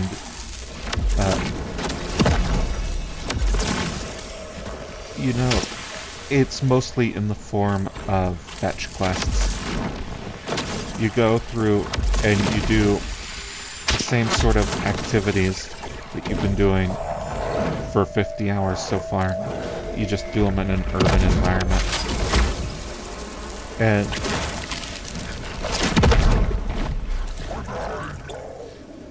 like how those bees treating you. Oh no, the indirect fire has zeroed in. I have no idea where this guy even is.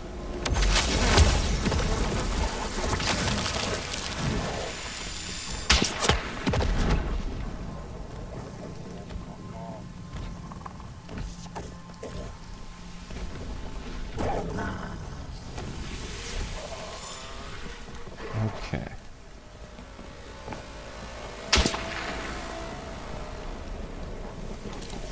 Maybe climbing claws.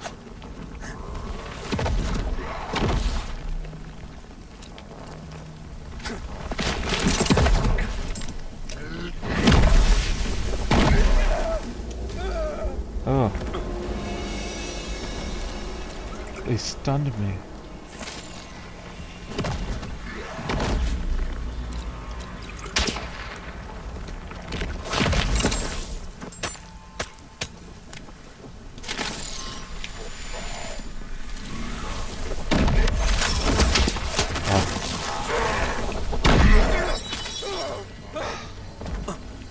You know, I'm not a big fan of that knockback.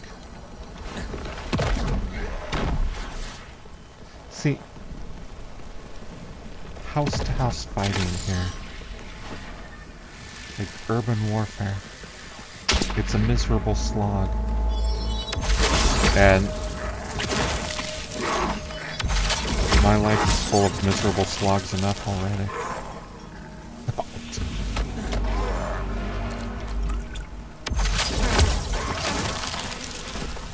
Attacking people with bees, though.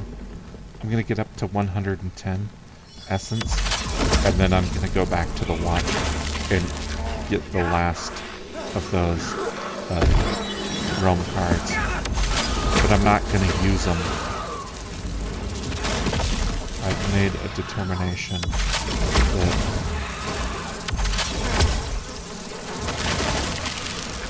you know, I think those guys just disappear when I get too close.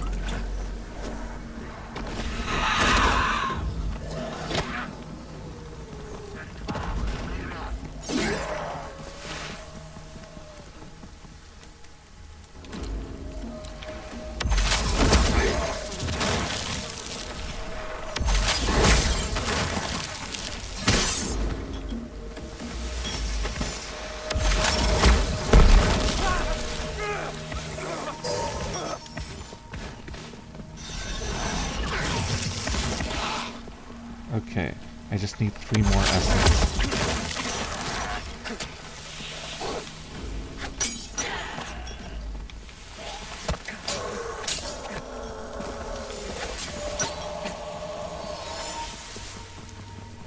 Alright. Here we go, we're going back to the watch.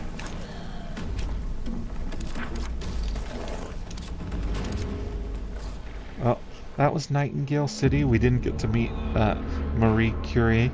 That's alright, she's not the historical Marie Curie. She's a fictionalized Marie Curie in a world where magic is real. So it's not the same. Oh, I should play Assassin's Creed Odyssey after this. Meet all sorts of historical figures. And talk to them about utter nonsense. Oh, the Essence Trader has more stuff. Barnabas Dent.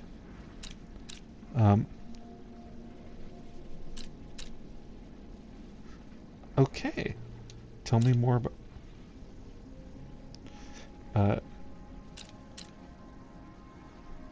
Can't accept essence as payment? A more practical form of currency. Okay. Where might I find Nightingale sovereigns? The city itself. Alright, well, I'll take a look. Ooh, there's tier 4 stuff. Oh,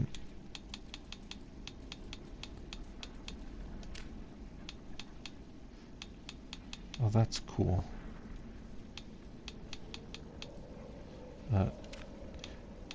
Fabled charms. Monikers. Ooh, I should get the title of sovereign. No. So I could learn crafting recipes. Let's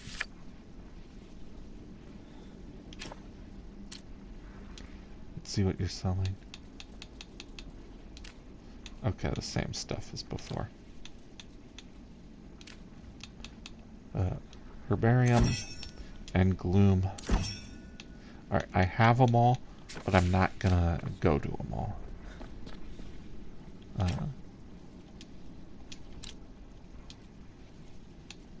Resources. Not even a single potato. Oh, maybe it's food instead of a resource. Yeah. Oh, an excellent cooking station. Wait, I already have one of these. Oh, I must have bought it already. Alright. So that has been Nightingale. It's been a long journey, but we made it. There's a little farther to go technically, but I don't think that we're going to benefit from doing that. I do regret not finding a potato, and you have my sort of sincerest apologies about that. Oh wait, I want to say something about these guys. What the magic power of these tier 5 equipment is.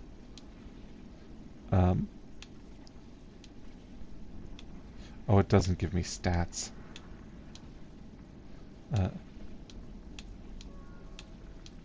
So there's no way to know for sure. Alright, but yes, I've enjoyed our time with this game, but I'll admit I'm looking forward to playing something else. I'm probably gonna pick one next time that I think we can get through fast, and then after that I'm gonna pick another long one. So until next time, have a lovely week, and you know, oh no, I don't have a coda for that. I was like, have a lovely week, and then also have an even lovelier week than that. Goodbye, everybody.